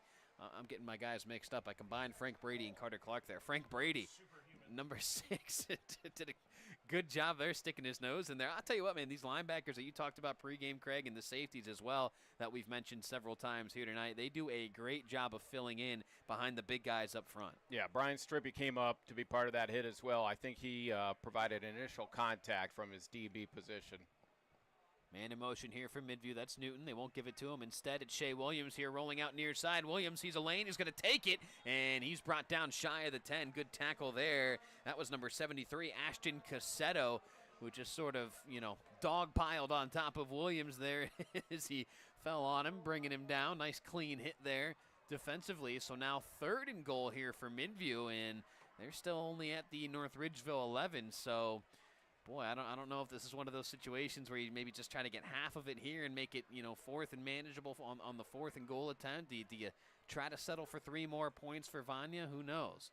This play might determine a lot of that decision-making. Williams, he was looking left side. Now he looks back across the middle, and it's incomplete. He was looking for Brennan Newton, and that was Brian Strippy, the safety, who converged on it in a hurry, just cut in front of Newton, made that pass a difficult one for Williams. And now let's see what Midview does here on 4th and goal. Yeah, Strippy wasn't able to get a hand on the ball, but he got into the passing lane, and it probably made it very, very hard for the receiver to pick up the ball as it got basically right at him, right at his face. And, I mean, give Williams credit. He fired a bullet into the end zone. So Midview will leave the offense out here. 4th and goal from the 11. Shea Williams takes the shotgun snap. Ridgeville sends some pressure at him. He throws, and it's incomplete. Shea Williams had the pocket collapsing on him in a hurry, and that's great coverage there by North Ridgeville. I think that was sophomore Javon Harris. A great coverage by that young man to force the incomplete pass. They were looking for Zach Wallace. Harris had the coverage. Turnover on downs. What a job there by the North Ridgeville DE. Yeah, I tell you what, that is a terrific job by the defense. And I'm kind of surprised that they didn't kick a field goal. I mean, you have a guy that has a good leg, kicked a really nice, 25-yarder in the first quarter. Yep, first one of the year. Cool. You miss an opportunity to put points on the board. Now, on the flip side, with 5 minutes-ish, 4:45 left to go before halftime, North Ridgeville's operating on their own 10-yard line. So here comes Cole Miller in that pistol set. Barnhart behind him. That's exactly who he'll give it to here on first down. Barnhart looking to break a tackle. He can't do it, and he gets wrestled down there. Brandon Newton makes a nice defensive play. Flag does fly on that one, though. At least I thought it did, right? I thought I saw something come flying in. I don't know. Yeah, yes, it is. A hold against North Ridgeville. So back the Rangers. A quick note here on Javon Harris. Got a Facebook message on the CT Sports account on Facebook earlier from Danielle N. Her son is Javon Harris, and she made sure to let us know that he is the sophomore starting quarterback for North Ridgeville. His uncles, Dante and Dimitri Redwood, both played for Midview. Terrific athletes. Javon's aunt was a cheerleader here at Midview, so kind of a house divided here tonight. I believe, Danielle and all the family, they're going to be here on the Midview side, whereas Javon, of course, plays at North Ridgeville for North Ridgeville. So kind of one of those interesting things with this rivalry is that pass falls incomplete. Similar to you, Craig, right? Midview guy, live in North Ridgeville, kids go to North Ridgeville, but you still got that Middy blood flowing through those veins, don't you? Yeah, absolutely. I mean, I loved my time here at Midview. It was a great experience being in the Midview school system for my 4 years at the high school, and my mom taught 30-plus years for the Midview schools. My dad was a school board member for the Midview schools, school board president for a number of years. So well entrenched in that school system, weren't you guys? Wow. Pretty deep roots out here. 3rd and 13 here for North Ridgeville. They're at their own 8. Miller takes the shotgun snap. He steps up in the pocket. Now he'll roll out far side. Miller fires, and that is complete. What a catch there for North Ridgeville. And who was that? That's DeShazo. Who else tonight? My goodness, Dylan DeShazo. Again, I have to keep double checking to make sure. He's not wearing 14 tonight, folks. He's wearing number 18, so I don't know how many of you guys watch these games with your rosters handy, but if you are, it does you no good on that one. DeShazo wearing number 18 tonight, and boy, wearing it proudly. Another first down catch for him. He had the big scoring catch already here tonight, and that's a big first down for North Ridgeville. Well, coming into the ball game, Duke Baker, number 9, was their receiver of choice as he's leading the team in receptions. But tonight, it's been Dylan DeShazo who's had a terrific first half. Barnhart there on the first down carry, picked up about 5, maybe 6, so a nice chunk of yardage there for Zach Barnhart. Again, Craig, you hit it, 6.5 yards, a pop for Barnhart this season, and seems like he may get better and better as the night goes on. This young North Ridgeville offensive line, they've really come together in a nice way this season for head coach Brian Morgan. DeShazo in motion there across the line of scrimmage. They'll fake it to him. Now they'll give it to Barnhart. No, Miller will keep it. Good read option there. Cole Miller has the first down. He's out across the 35 to the 36. So that's a first down. Jared and I, we were at Avon Lake last week where Dawson Tenbrink, the young sophomore starting quarterback for the Shoremen, had a number of plays just like that. They kind of have the jet sweep in action to get the defense looking one way, and then it's just a read option between him and the tailback at that point. Cole Miller did a great job there making the right decision. 3:27 left to go before halftime. Plenty of time for the Rangers to get downfield. Yeah, they're in no hurry. Matter of fact, you may want to just keep working clock to not give it back to Midview. Miller, low snap here. Now he corrals it, throws it against his body downfield, looking for DeShazo, and off the outstretched fingertips of Dylan DeShazo. Good coverage there by Gage Weaver to work his way back on that football. Miller, it was a little bit wobbly as he threw it against his body. He was rolling left. He's a righty, is Cole Miller. But, boy, he's still got a good amount of muscle on that one. And DeShazo, man, if that one just would have stuck into those hands, maybe some more stick 'em on the gloves there, would have been another big chunk of change. DeShazo had, I would say, probably about a half step to maybe a step on his defender, but it was just out of his reach. Good pass by Miller. Great effort by DeShazo as he laid out to try to get it. They'll fake it to Barnhart on the jet sweep. Miller maybe was looking to throw. Now he'll just tuck it down and run, and he works his way up near the 40. Well, he stepped out well before the 40, they'll say, on this spot. Hard to see there on that far sideline. Lost him amongst the sea of uniforms there. So Cole Miller picks up, I don't know, a yard maybe there. So 2nd and 10 turns to 3rd and 9 as we trickle down to 3:05 left to play here in this first half. Again, North Ridgeville here on the road leading Midview 14-10. It's homecoming here for the Middies, but the Rangers looking to play spoiler here tonight on the road. Bunch trips here on the near side for quarterback Cole Miller. He'll roll that way, and he'll fling this one deep downfield. His man's got a step again, and Miller just overshoots him as he was looking deep downfield for who? Matthew Flesher. First time that they've looked his way tonight. Zach Wallace was, again, as you said, Craig, on the previous deep ball, about a half step behind. So a better toss there maybe leads to a big completion, but those are tough to execute, especially here at the high school level. That sets up 4th and long, and it looks like North Ridgeville will punt. First time we've seen either punter here on the turf tonight. Well, and Keller has a heck of a leg.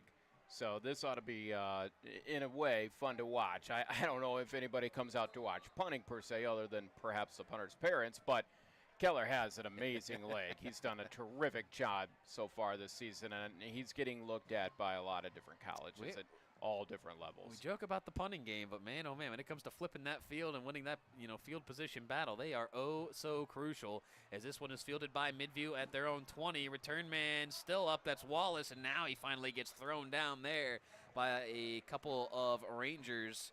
As several guys were in on the stop. Ryan Anderson, one of the white jerseys I saw there. So Midview now a chance to answer offensively. We'll see what they can do with 2:37 left to play here in this first half. Although, let's see if this becomes a factor, Craig. They're down to just one timeout. They've burned 2 already. Yeah, they're going to have to move the ball.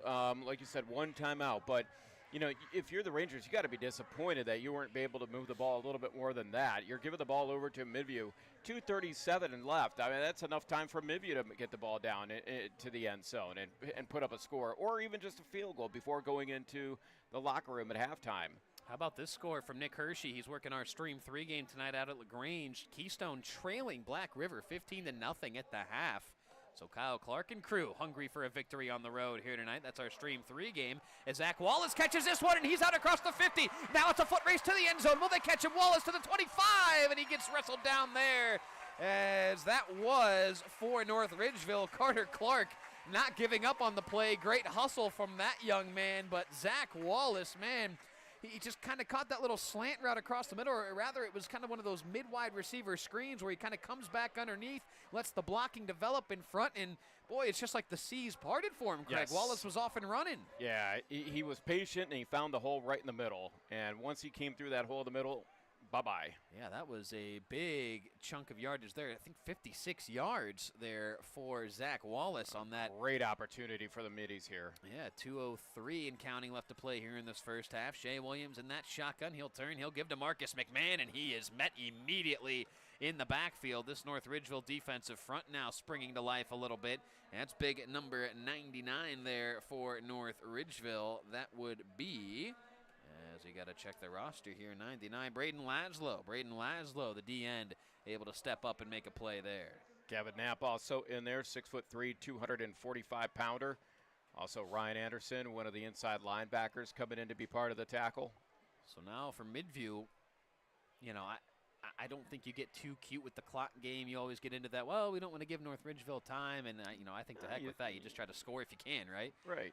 This one's complete across the middle. Nearing a first down is the Midview receiver. I think that was Newton, number 1, who made that catch on the slant route, and it was. He lost his helmet, so he'll have to exit for a play, and he is shy about a yard, so it'll be 3rd and 1, maybe 3rd and 2 now here for Midview, and that's just good route running there by Brennan Yep. Newton. Just an easy slant route, works underneath the coverage, and Williams, a good ball, hit him in stride. Well, and you got the ball in the middle of the field, so that gives you options as far as your receivers, right and left, if you wanted to maybe throw something up into the end zone. And Shea Williams, Jack Armstrong's talked about him a lot this season for obvious reasons, but you go back to their matchup earlier this year against Elyria Catholic. Panthers were loading the box against Midview, really daring them to throw the football, and Shea Williams said, well, I can do that, and he had a big night for Midview in that win as they'll go to McMahon here on the ground, and he's got the first down and more. So a good first down run there for the Midview offense, fresh set of downs, and you look up, you're down to 35 seconds already now left to play here in this first half. Midview, they're taking a little bit of time here, kind of getting themselves set here on this next offensive play, down to 25 seconds. Now they'll get to the line of scrimmage. 4 wide receivers, 1 back for Shea Williams. Takes the shotgun snap, looking across the middle, got a man open, touchdown Midview, Brennan Newton. Another slant route there from Newton. He just beat his man in one-on-one coverage, and a beautiful ball there from Shea Williams. And that's another 6 points there for the Middies as he just beat Perry Dixon, number 3 in coverage for North Ridgeville. And Midview, just like that, steals 6 here at the end of this first half. And that's a big play there for the Middies, one that might send them to the locker room here at halftime with a lead. Or did we have a penalty on that play? They haven't put the points on the board yet. Did we have a flag there? I totally missed that. Whoops. Yeah, we did put it on our board. I totally missed that there. Must have been a hold right there at the line of scrimmage or something. I totally missed it. So wipe away the touchdown there. Shea Williams here on the shotgun. Goes deep for the end zone. He's picked off. He is intercepted, is Shea Williams. What a swing there. My goodness, that was number 5, Brian Strippy, the safety for North Ridgeville. Just takes that one away, and what a turn of events here, Craig, in the last 30 seconds. Thought it was a touchdown, didn't even see the laundry fly. They march Midview back. They go for the end zone again. Williams throws into double coverage, and Strippy gets the turnover, and, that'll probably send North Ridgeville now to the halftime locker room with a lead. Now, I know our viewers can't see this, but you two can. I have written down B. Newton, 10-yard TD pass from Williams.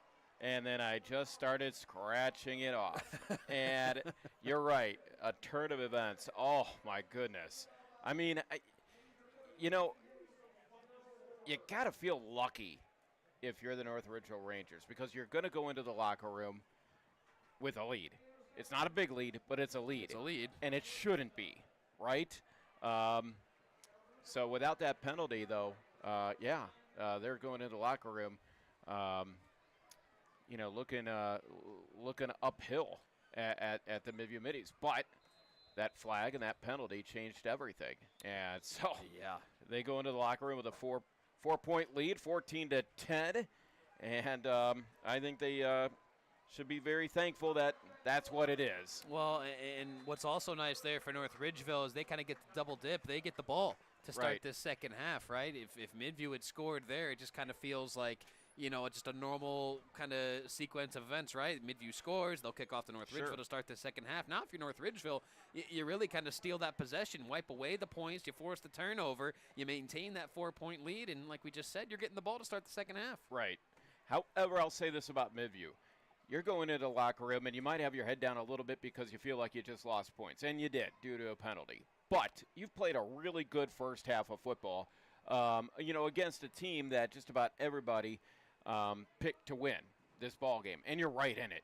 You're right there in it, and it's anybody's ball game in the second half. Yeah, so certainly looking forward to what the second half will provide, but we've hit halftime here at Midview, which means, and I know, Craig, you'll certainly be looking forward to this, we'll show the bands some love here on our WEOL.com and Chronicle Telegram YouTube channel game of the week. First up, it'll be the North Ridgeville Marching Band. So we'll set down the headsets, we'll turn it over to the respective bands, and we will be back with more as we've hit halftime here at Midview. Our score, it is North Ridgeville 14, the Middies 10. We'll be right back here on our WEOL.com and Chronicle Telegram YouTube channel game of the week. At Mick Abraham Elyria Ford this month, you choose. Right now, get the Escape, Mach-E, Mustang, or Bronco Sport for only $399 a month with 0 down. Or the Bronco, Explorer, or F-150 for just $499 a month.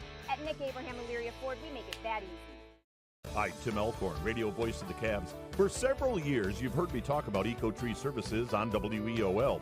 Recently, I needed trees removed, so of course, I contacted Eco-Tree.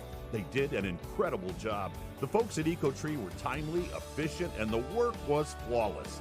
Take it from me, when your trees need attention or even require removal, contact Eco-Tree Services. Like me, you'll love their work. Find Eco-Tree Services online at ecotreeservices.com. Tonight's game is brought to you by Stewart's Appliance. Family owned, locally trusted, and proud to support Lorain County. Whether it's a new fridge, washer, or stove, Stewart's is here for you. Stewart's Appliance, serving families, supporting community. Lorain County has a story every day. Make sure you don't miss it. From breaking news and high school sports to schools, business, and community events, the Chronicle has it all. Stay connected to your neighbors and your home team with coverage that matters most to you. Don't just hear about Lorain County, know Lorain County. Subscribe today at chroniclet.com/subscribe and get the news that keeps you in the know. The Chronicle Telegram, Lorain County's largest newspaper.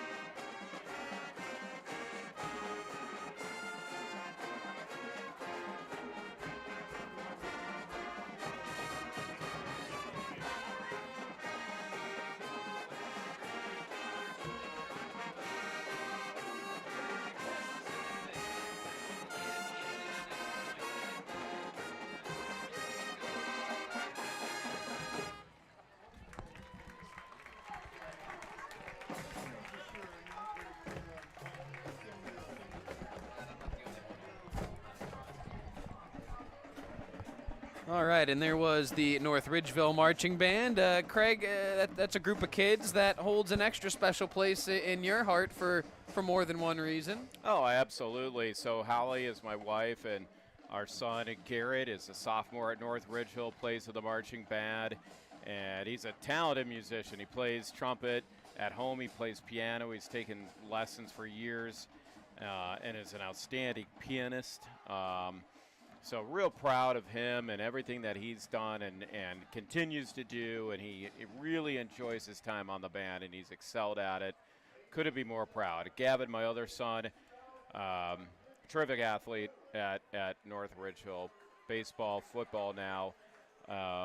Unfortunately unavailable. He broke his arm in practice a couple of weeks ago, and he's basically out for the season. So that's how it goes. But nonetheless, very proud of both of those young men. And they're good students as well, which is more so than anything else the most important thing. They get excellent grades. There you go. And they get recognized every year for their efforts in the classroom. You can hit the field, you can hit the instruments, you can do all that stuff, but you better hit the books as well at the end of the day. A little bit, for sure. There you go. All right, so while Midview gets set to go, why don't we get a quick 30-second timeout when we return.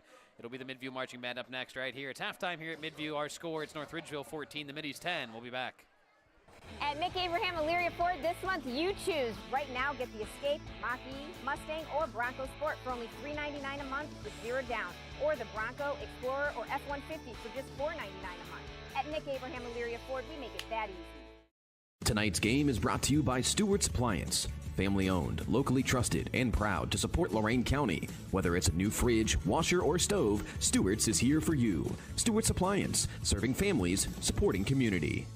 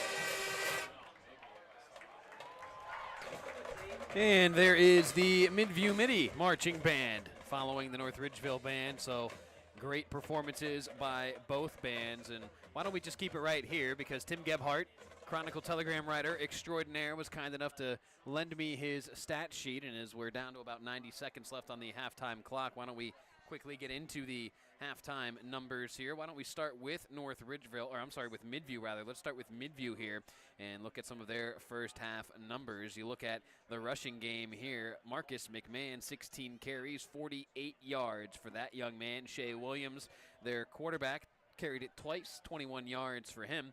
And you also had one carry from Brennan Newton. That one went for 5 yards. Through the air, Shea Williams, 15 pass attempts. He's been intercepted once, and he has completed, as I quickly do some Gebby math here, 1, 2, 3, 4, 5, 6, 7, 8, 9. So he is 9 of 15 through the air. Again, one pick, 125 yards through the air for Shea Williams. A number of different receivers getting in on the action. Brendan Newton, 3 catches, 12 yards for him. 2 catches, 64 yards for Zach Wallace. Also in on the receiving party, Sawyer McMillan, 2 catches, 22 yards for him. You also had Ethan Stout, 1 catch, 17 yards there. Peyton Ansel, he had 1 catch for 8 yards.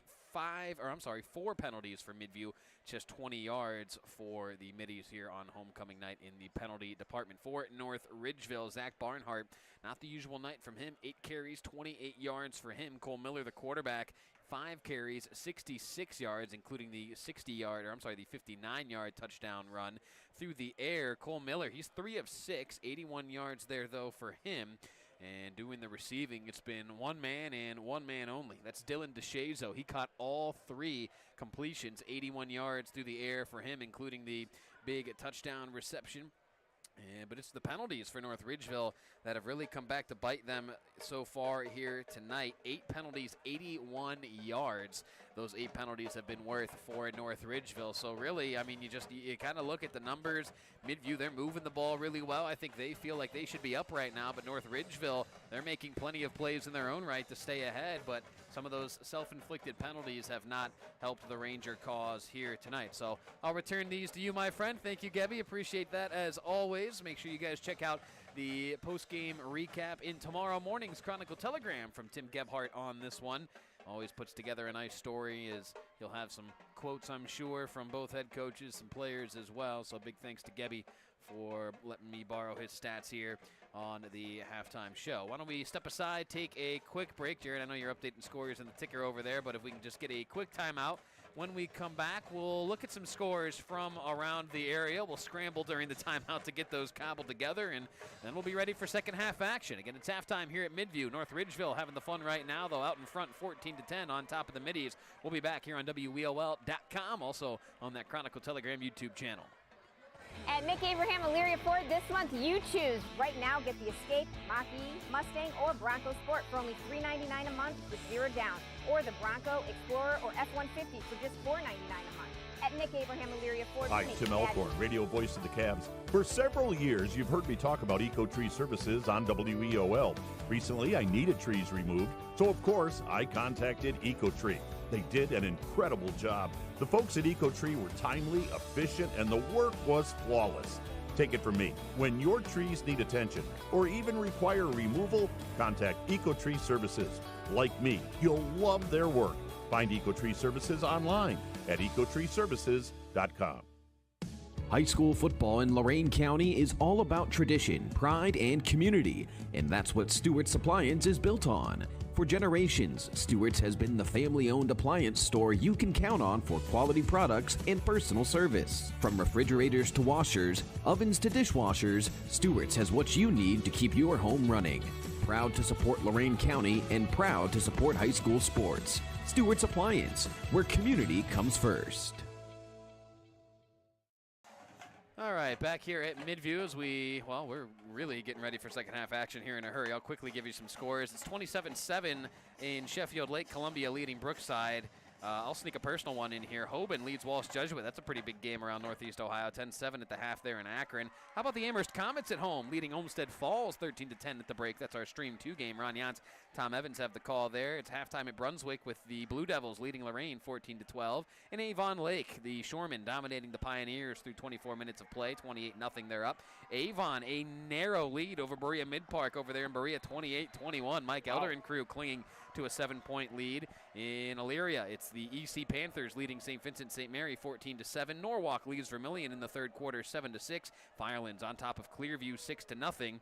And last we saw from LaGrange, it was 15-0. Black River leading Keystone on the road. And again here at Midview, starting the second half, it is North Ridgeville with a 14-10 lead. So there is a halftime show for you guys. Again, big thanks to all of our sponsors here tonight: Nick Abraham, Elyria Ford, Eco Tree Services, and Stewart's TV and Appliance. Craig, I think it's pretty clear what needs to happen for at least one of these sides here tonight. North Ridgeville, you talked about it kind of off air. You got to cut down on these penalties, and Midview, you got to finish off these drives. Right, exactly. And I tell you what, it'll be interesting to see how the Middy defense comes out of the locker room.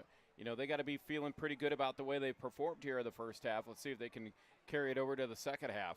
So the North Ridgeville offense starts with the football here in this second half. Quick empty set here for quarterback Cole Miller. He'll give it to Zach. No, he'll fake it and keep it himself here on the read option, and he ran backwards and right into the teeth of the Midview defense. Cole Miller tried to reverse fields, but the Midview defense was all over it. That's number 9, Sawyer McMillan, the junior here at Midview, coming in there to make the stop. Nice play there.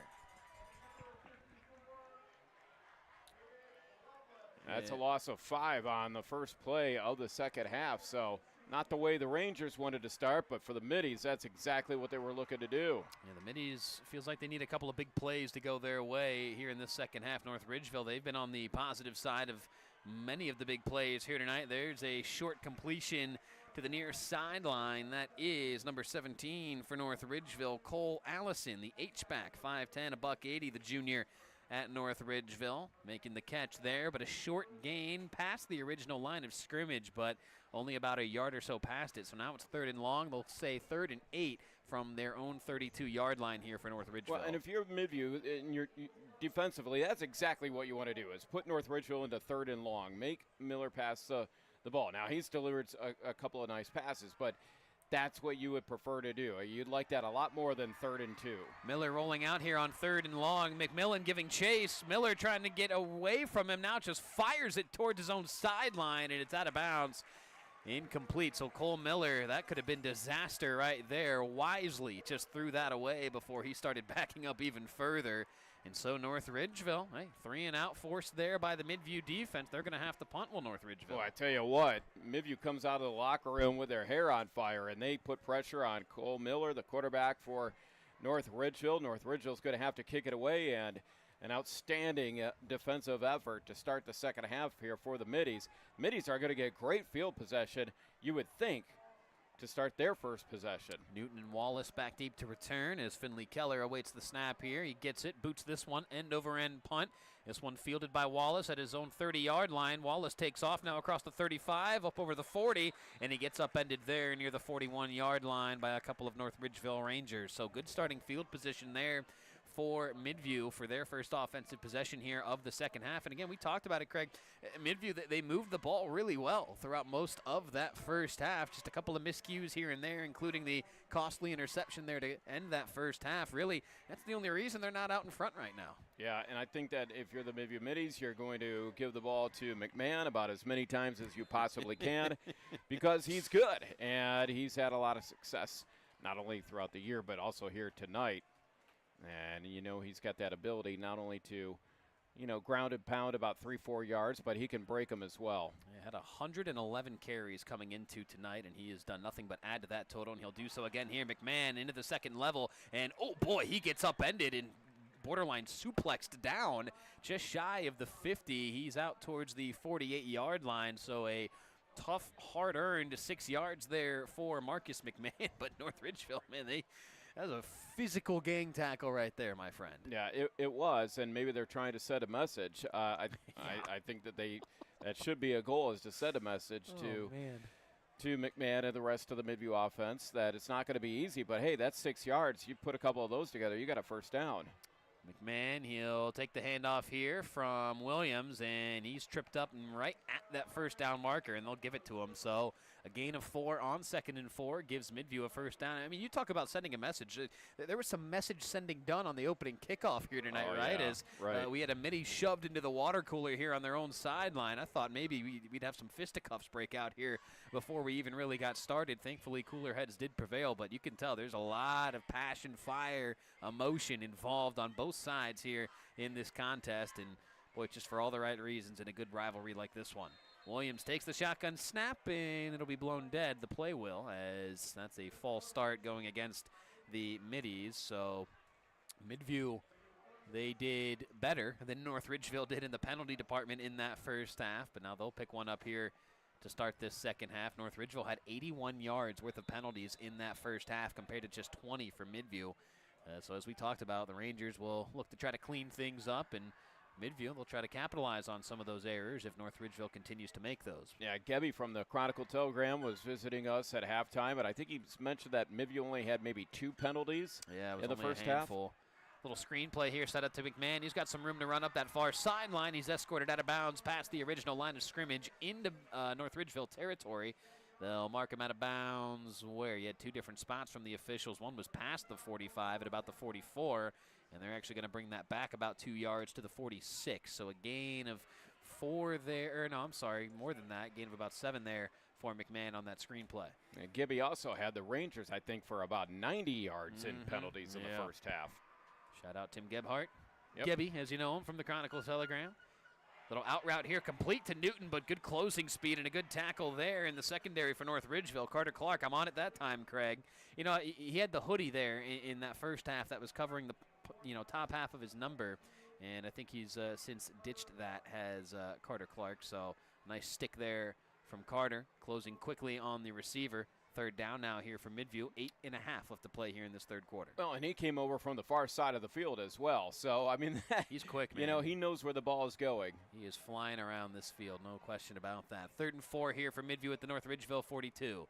3 wide receiver set here for the Middies. They'll turn. They'll give it to McMahon. Bounces off one tackle at the line of scrimmage. Bounces off another. Now he's got the first down and a little more as he breaks a couple of tackles and some late flags flying here. And let's see here, Craig, because that's an impressive run from Marcus McMahon. And we still got some pushing and shoving here between some Middies and Rangers.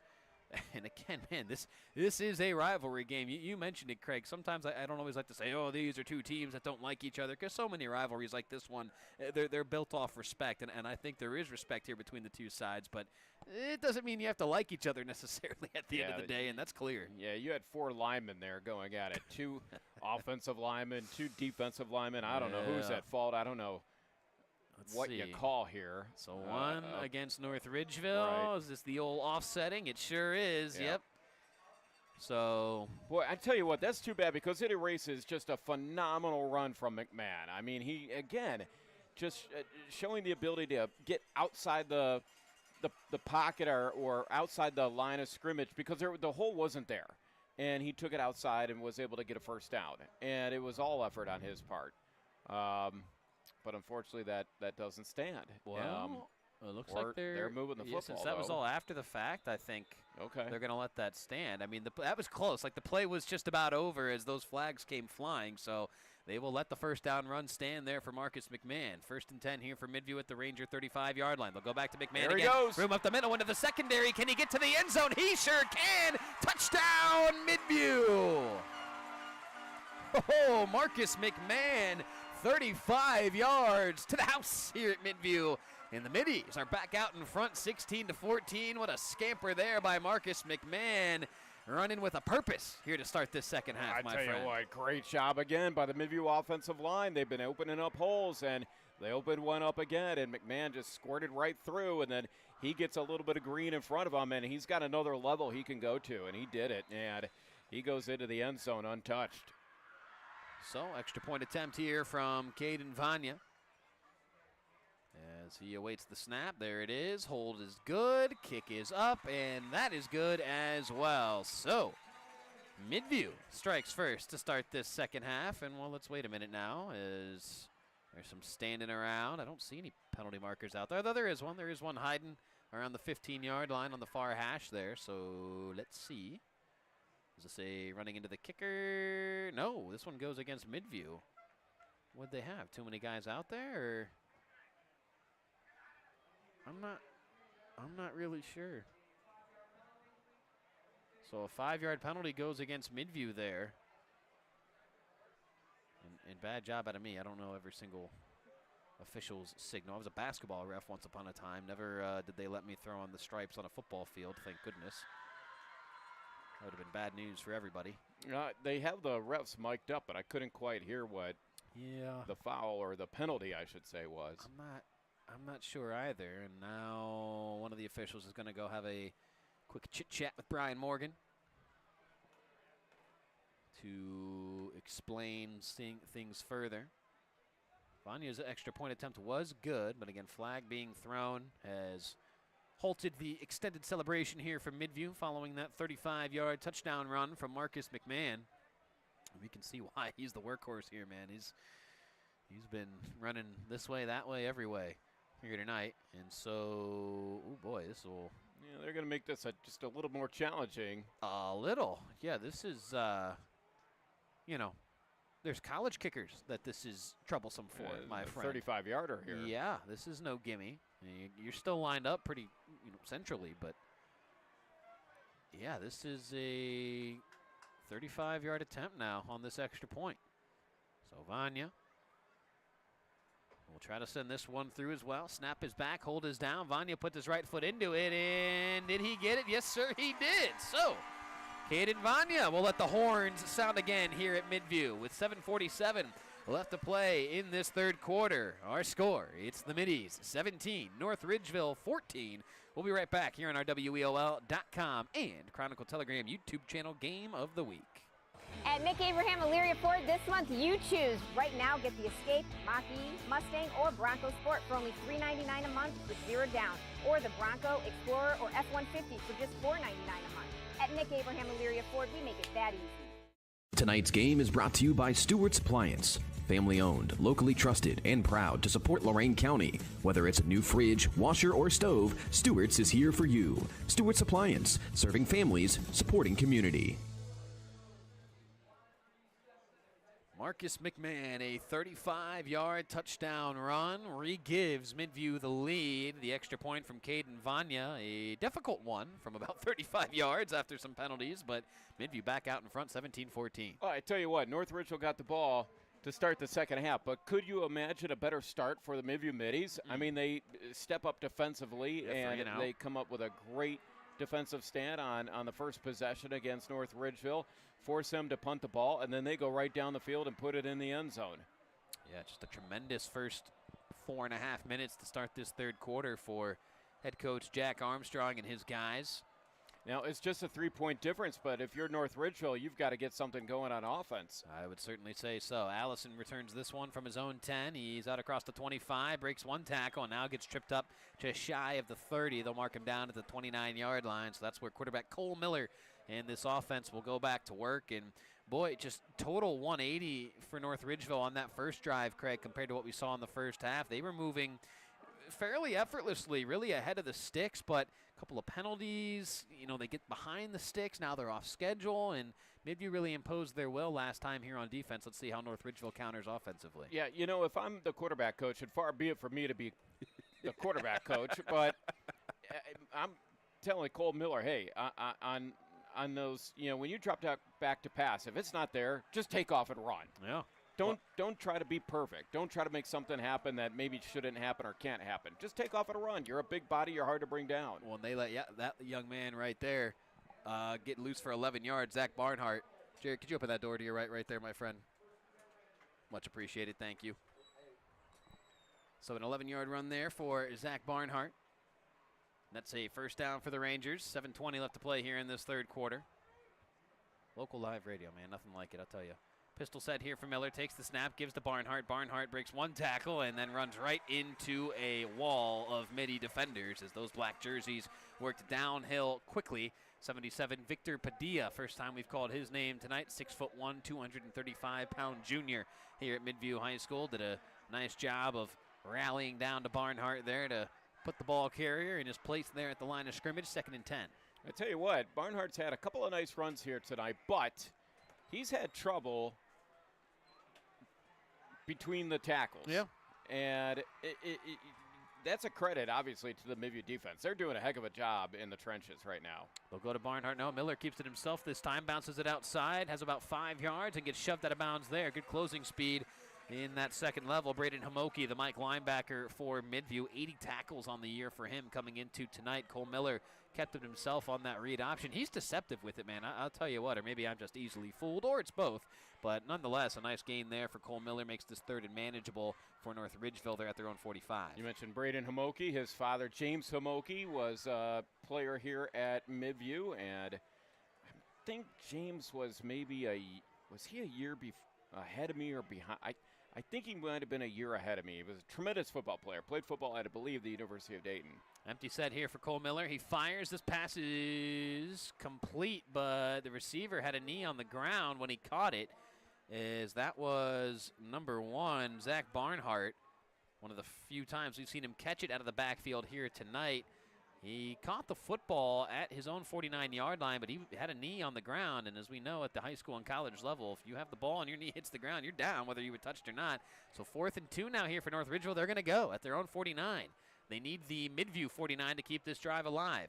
Miller in the pistol set here, 3 wide receivers. Oh, it's a direct snap to Barnhart. Barnhart gets it on the keeper, and he's got the first down and more. Look at him run. He's out across the 35, working towards that 30-yard line, and he's brought down there. Oh, man, a little trickery there from head coach Brian Morgan and crew. I tell you what, it's definitely got him fired up, and you can see the reaction of Zach Barnhart at the end of that play. I mean, he was fired up, pumped up, and that's something that I think maybe this offense needed, is a little something different to just kind of, I guess, maybe give him a little bit of a shot of adrenaline. Sure. Yeah, that was a beautiful play design there. Cole Miller kind of came up towards the line of scrimmage. Looks like he was going to talk to his offensive lineman. The snap went to Barnhart, and he got the first and more. They'll go right back to him here. Makes a cut inside, and he gets leveled right there by Braden Hamoki. Just mentioned him, and that was a physical, violent stick there by Hamoki to bring down Barnhart. And he'll stop him for a short gain of about, well, maybe 1. Maybe he just got right back to that line of scrimmage. They'll say 2nd and 10 now for North Ridgeville at the Midview 32. We're down to 5:06 and counting here in this 3rd quarter. They're in the 4th quarter already at LaGrange. Nick Hershey, our on-site engineer there. 15-6, Black River leading the Keystone Wildcats. Now a new ball carrier here for North Ridgeville. He's out across the 30, looking for some more yards. They'll give him a push with the big uglies up front, and they do well to do just that. And I'm guessing that would be Luke Bartel, right, for North Ridgeville, if I had to guess. He had some carries last week against Midview, as head coach Brian Morgan told me, and that would be crucial for him to continue to develop and get some carries. That is who that was. Luke Bartel had just 22 carries coming into tonight, but a nice gain there of about 5. Well, and this is bread and butter North Ridgeville offense, if you think about it. It's run the ball, run the ball, run the ball, short pass, run the ball, run the ball. Yeah, nothing too fancy whatsoever. They'll go right back to Bartel. No, Miller keeps it himself. He left it in the gut of Bartel for a long time before pulling it and keeping it himself, and that may work out in his favor. He's brought down right near that first down line to gain, and let's see, that spot, a crucial one. I thought he had it too. And I think he's going to be just maybe a football length short. Jared, I heard you over there saying he got it. I thought he did too, but man. They're going to bring out the chains, I think. All right. I feel like we never really get this anymore. We don't get the chain gang out there much these days. Come on, let's get them out there. Let's get them moving. There it is. Yeah. All right. That's what we like to see. Get them out there. Get the orange vest some love there on the field. I tell you what, that's one of the things that I miss about doing sideline reports is I got to know the chain gains pretty well. Spent a lot of time off the air talking to the chain gain. There it is, first down. And look at who is that's 54 from Midview. David Lovelace. He was down on one knee saying, no, wait a minute. He didn't have the spacing there. That's with today's day and age of technology, there is just nothing better than determining whether or not you got a first down by a couple of chains linked together. Oh, that by could 10 easily yards. you That's could amazing. easily change that, right? Oh, no, but my friend. I don't exactly. Tradition. I don't want it. I don't want that change. And just like in baseball, they're talking about going to a strike the zone. ABS or yes, whatever, the ABS thing. And I say no. You know what? I enjoy the human element of the game. I do as well until Stephen Kwan gets a strike 3 called on a pitch that's about a ball and a half outside the zone, and then I'm ready to throw a TV, out the window. But otherwise, I'm with you on that, my friend. Pistol formation here. He's got the bubble screen to DeShazo. He threw it behind him to Cole Miller. And, yeah, that's one of those where every single instinct as a receiver, right, Craig? It's like catch this ball, have to catch this ball. But that's one where you're maybe better off letting that one drop. Although, hard to tell from our angle. If that was backwards, that'd be a fumble. True, yep. So maybe DeShazo did do well to catch that. Again, hard to tell from our angle. We're at the opposite 40 as you see North Ridgeville driving here inside the Midview 30. We're on the opposite side of the 50 here in the press box. 3:43 left to go here in the third quarter at Midview. And so it's a big drive for the Rangers. Yeah, they trail 17-14. Again, Marcus McMahon giving Midview the lead last time. Midview had the ball, 35-yard touchdown run. Pass complete here from Cole Miller to his receiver. Breaks one tackle, spins off some more. Still running, lost the football at the end, but it goes out of bounds. And so disaster avoided there for North Ridgeville. That was Mason Allison. First time he's caught a football here tonight. First time they even looked his way, as far as I know. And Allison did well to break a couple of tackles, coughed up the pigskin at the end of that run, but it's not going to cost North Ridgeville here as it went out of bounds. They'll maintain possession, although they're still staring third and quite a ways away. Yeah, that's probably about 15. Third and 15 for the Rangers. So I think, coaching cliche here, you try to get half of it here, right? Make it manageable on fourth down. Maybe you trot out the field goal unit depending on where this football, ends up after this third down play, but very well could be 4-down territory here for the Rangers. Let's see. As you said, Craig, under 3.5 left to play here in this third quarter. 3rd and 15 here for North Ridgeville at the Midview 27. Miller with an empty set, takes the shotgun. He's under instant pressure, rolling out, fires it deep downfield to the end zone. Caught! Touchdown, North Ridgeville! Dylan DeShazo again, this time from 27 yards out. What a ball there from Cole Miller. And maybe Cole Miller just needs to roll out and throw it against his body every single time to be more accurate. Well, I don't know. That was amazing. It was a heck of a pass, like you said. And while you were on the binoculars trying to figure out who caught it, and I couldn't help you, man. I couldn't see over there far enough to get a number. But what I was thinking is, holy cow. That's a flashback. We saw that play in the first half. I mean, that was almost the exact same play. Yeah, basically this one just from shorter distance, right? 27 yards this time. Extra point is up and good. So, man, the back and forth affair continues here tonight in Grafton. Our new score with 3:08 left to play in the third. It's North Ridgeville 21, Midview 17. We'll be back after this timeout. Hi, Tim Elkhorn, radio voice of the Cavs. For several years, you've heard me talk about Eco-Tree Services on WEOL. Recently, I needed trees removed, so of course, I contacted Eco-Tree.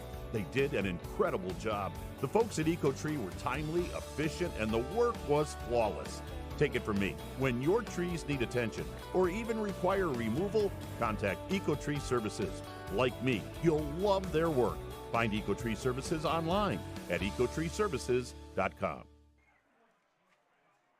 Back here at Midview, North Ridgeville back out in front, 21-17. Dylan DeShazo, 27-yard touchdown catch. All right, question for you guys. I'm going to include Jared on this. MVP through 3 quarters of play. Oof, boy. I mean, you've got in general or one for each side? No, in general. I think you have 3 really strong candidates, obviously. You've got Marcus McMahon, who's had a phenomenal game. You've got Cole Miller, who's thrown a couple unbelievable passes for touchdowns. You have Dylan DeShazo, who's caught a couple unbelievable passes for touchdowns. I don't know. How do you figure out who the MVP is? I guess maybe you look at whoever wins the ball game and start there. I'm not sure. Exactly. I mean, my temporary answer, honestly, I think it has to be DeShazo. I mean, he was not the top receiver for North Ridgeville coming into tonight. But if this is the only game that you've seen this year from North Ridgeville, guilty guilty as charged right here. You would think that he is. You would think that he is there. Look for him on every single passing play type of guy. But that's just not been the case. That's no knock on him, right? That's just kind of the receivers that North Ridgeville has. Coach Morgan was joking with us about it before the game. A couple of them were banged up, and your son being one of them, but this is a good receiving crew at North Ridgeville. But DeShazo, man, he's kind of stolen the show here tonight for that receiving corps. Wow. Yeah, absolutely has. So now Midview, how do they answer with 3:06 left to play here in this third quarter? What a fun ball game this has been tonight here at Midview. Big thanks to all of you tuning in on the all-new WEOL.com, also on that Chronicle Telegram YouTube app. Update from Nick Hershey out at Keystone. Wildcats score. They're within one, 15-14. Black River still leads it with 6.5 left to play in the fourth. Marcus McMahon gets the first carry of this new drive, and he runs right into a couple of Rangers there, bouncing it off right tackle. Picked up maybe 2 yards there, so 2nd and 8 here for Midview as we're under 3 minutes now left to play here in this third quarter. Just some stats on DeShazo, the wide receiver for North Ridgeville, came into the ballgame with 10 catches for 132 yards and 1 touchdown. So he has had just one of the best games of his life here at Midview, and they've needed every bit of it. Zach Wallace here on the wide receiver screen, catches it. He's got, maybe he's got the first down. I don't think he does, actually. He's just short. He's out across the 40 to the 41. He needs the 43, so 3rd and short here now for Midview. And you're right, Craig. I mean, remembering Gebby's numbers, he was up, I think, right around 80 yards. So this is one of those nights where DeShazo could surpass his season total just in one night. That's insane. Well, he's got 2 touchdowns here tonight. He came in with 1 on the season, so that stat has improved dramatically. How about this? An I formation, and they'll go to the big man right up the gut, and it's a scrum between the big uglies, and let's see. He needs the 43. He's going to be a couple yards short, I think. I don't know. Let's see that spot. He needs the 43. That's where one of the officials is marking it. And no, they'll call it the 40. Oh, I'm sorry. He only needs the 42. I'm sorry.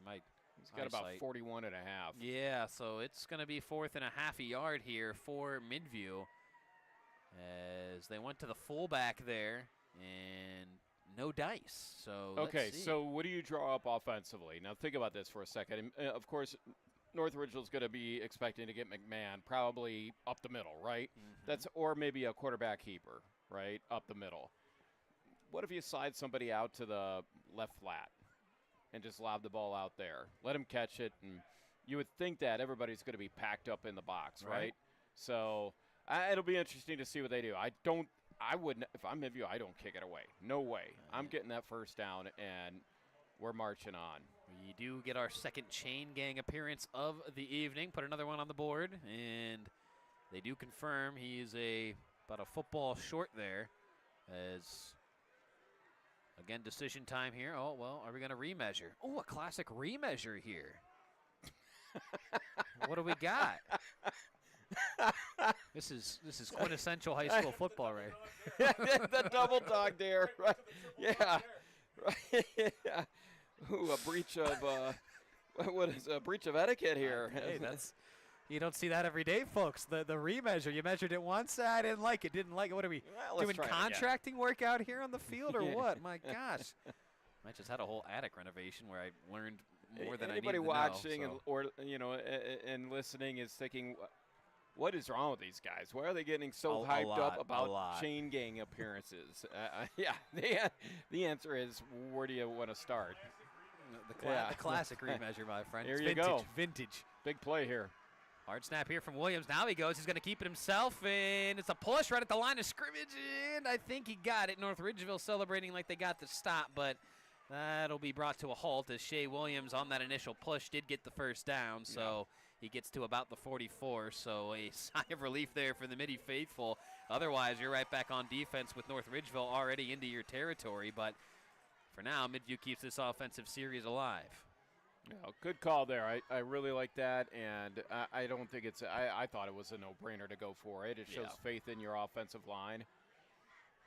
And why not? They've done a great job tonight. They'll bunch the receivers up toward the top of your screen. Williams looking opposite side on a wheel route. They had it covered, though. McMahon is who he was looking for. Now Williams will keep it himself up the far sideline. Out across the 50, and he gets run out of bounds there, shy of the Midview 45. They'll give him the 46, so a gain of about 8 there for Shea Williams. It was good coverage there by the North Ridgeville secondary, but nobody up front could corral Shea Williams before he bounced it outside. Well, great pocket presence. He saw the pocket starting to collapse, and he was able to dance around a little bit and then take off. And, he saw that green in front of him and decided he was going to put his head down and go. So you got to tip your cap to him for that effort right there. Some quarterbacks will still continue to dance around there hoping somebody gets open, and that's when you see sacks happen. When you also get those illegal man downfield penalties with that as well, because your linemen think that you're just running upfield as well. They'll give to McMahon here, and he is brought down near the 48-yard line. They actually ruled Shea Williams out of bounds a little bit, more previous than I thought. He was marked out of bounds. I thought he had like the 47. They really gave him about the 49. So now McMahon does get them to the 47, but they need the 46 for a first down. So 3rd and 1 here for Midview. Less than 30 seconds left to play here, and I don't know if they have to. Well, I think they do. I'm looking at that play clock and the game clock. It's like a half tick quicker, that play clock. They're almost synchronized. You got 14 on the play clock, 13 now on the game clock, but I think the play clock's just a little in front of the game clock. So Midview will have to snap it here. They do. McMahon gets it on the carry. He's got the first down, literally dragging a Ridgeville defender with him, and he's still up as we get the rugby scrum here near the 40.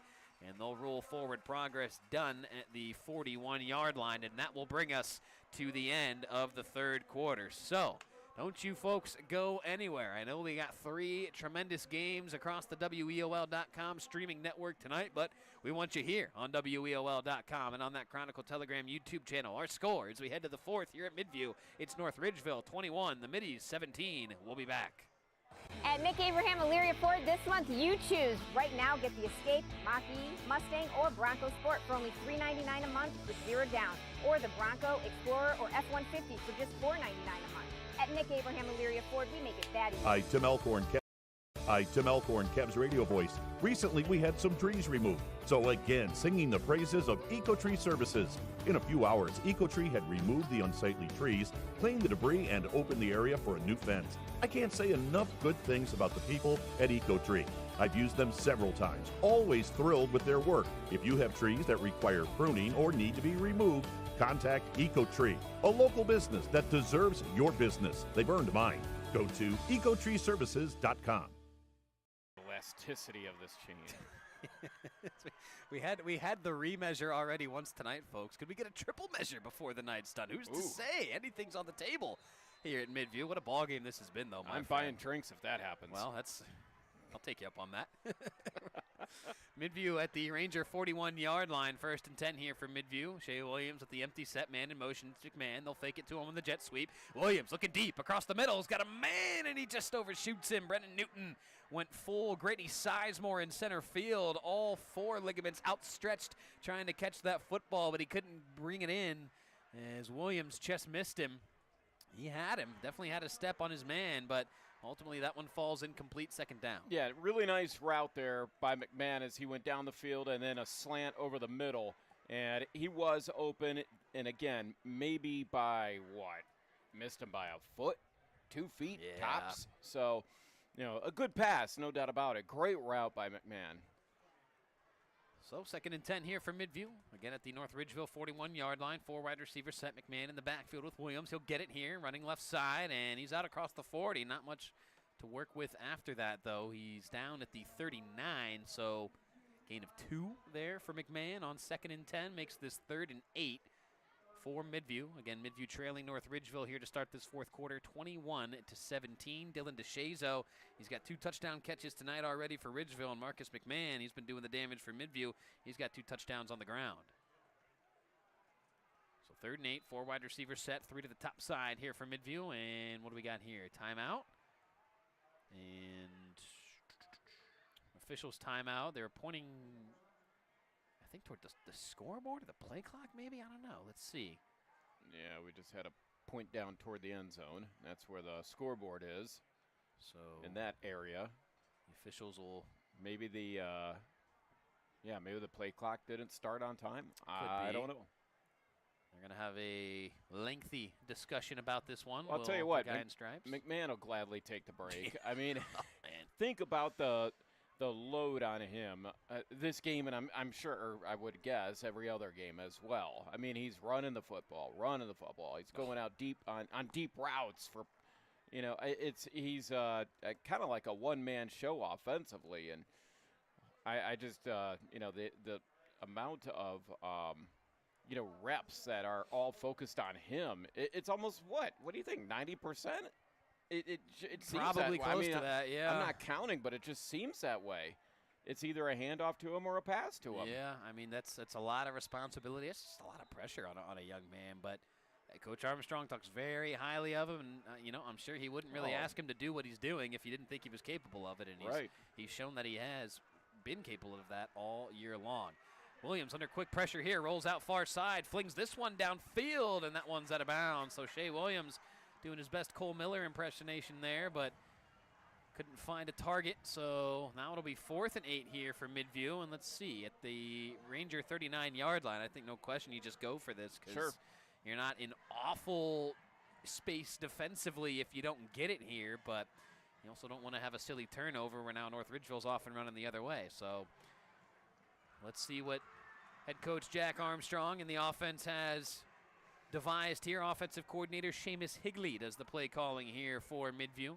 I wouldn't be surprised if they try to draw him off sides. Make this a more manageable situation. They'll snap it, though. 4th and 8. Got to have it. Shea Williams under pressure. Steps up. He's going down. He gets rid of it, but it's incomplete. As Shea Williams had nowhere to go, he tried to fling that one downfield, but he was being held up by a couple of Rangers. Good pressure there by the North Ridgeville defensive front. And the Rangers force a turnover on downs. They'll get the football back with a 4-point lead and 11 minutes in change left to play here in this contest. Lucas Moyer providing the pressure for the North Ridgeville Rangers. A 5'10", 225-pound lineman getting in there and creating the pressure and the throw that was off the mark, and he just couldn't get his feet set. He gets his feet set, maybe he makes a more accurate throw, but he couldn't get his feet set because he was running away from somebody that was right on him. Well, and he was off and running pretty immediately there, just never had a chance to even get into his drop back, so nice play there by North Ridgeville defensively. They'll go to Barnhart, will the Rangers, and he's out across the Ranger 40, nearing the 45. They'll call it the 43. So a gain of about 4 there for Zach Barnhart on first down. Sets up 2nd and 6 now for North Ridgeville. Again, Rangers lead it 21-17, under 11 minutes left to play in this ball game. So the number of fumbles that Zach Barnhart has had in his entire career here in North Ridgeville, and remember, he started as a freshman. Day one. I don't know if they would even take up your whole hand. Wow. I mean, he's excellent at protecting the football. And it's really remarkable given how many times he carries the ball. Yeah, you would think just out of pure, unluckiness or whatever that the odds would catch up to you. And is he the injured Ranger now? Oh boy, Zach Barnhart. He's down across the 45-yard line, and that is, literally the last guy you want to see down here if you're North Ridgeville. As it's a class move there by head coach Jack Armstrong of Midview out there to check on the injured Barnhart. Here comes head coach Brian Morgan for North Ridgeville to check on him as well. Well, and the trainer from Midview, he was on the field in a heartbeat. Yeah, clearly they all saw something, or the players did a good job of indicating, hey, get the training staff out here, as Barnhart. Well, they attend to Barnhart, and it looks like he's going to They're going to get him up this quick. get up and maybe attempt to walk off the field under his own power. We'll tell you that coming up next week for the North Ridgeville Rangers. Are back in action as they will be home to take on Berea Mid-Park. And for the Midview Middies, boy, things aren't going to get much easier, that's for sure, as they will travel to Avon and take on the Division II state champs, the Avon Eagles. Yeah, that is tough sledding anytime you take on the defending Division II champs. So Barnhart, it's good to see him walking out off the field under his own power, but you could tell that something's really bothering him. He's got a little bit of a limp going, and he's definitely taking his time getting to the sideline. That stride did get better as he started to take some steps. I think he was just being very, very cautious with those first few steps just to make sure, okay, hey, everything's intact, right? But definitely had some better looking strides as he continues to work his way over to the sideline. So hopefully Zach Barnhart is A-okay, man. He's just been a tremendous player, leader, just a guy that you want on your roster if you're a high school football head coach. So he'll head over to the tent and get the necessary treatment. And that's a guy that the Rangers look to take some time off the clock as well. And so without him available now, what do you do? Well, they'll go to the option. That's what they'll do, my friend. They'll look for Dylan DeShazo. Cole Miller pitched it to him, but Midview rather, defensively sniffed that one out. A couple of different guys working their way downhill for the tackle. Newton, one of the first to greet him. Ian Reagan from that backside safety spot creeping up there as well. So it'll be 4th down now here for North Ridgeville and about 2 yards.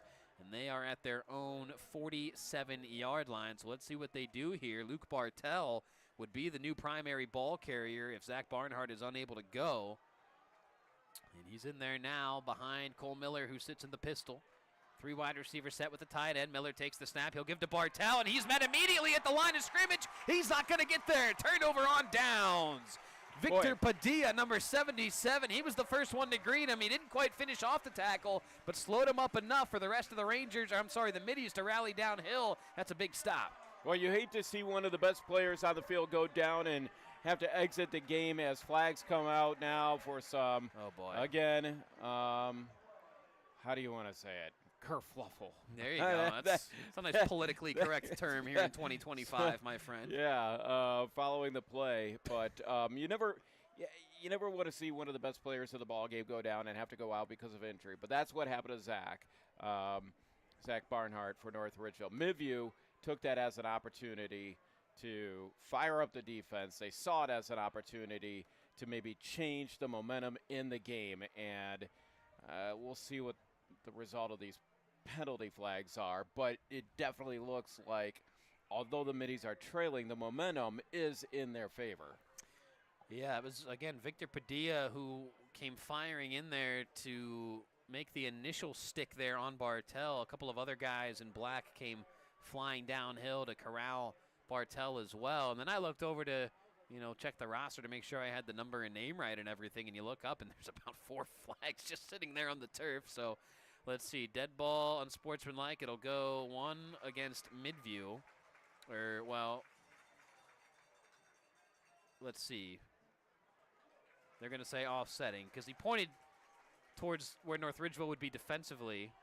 Correct.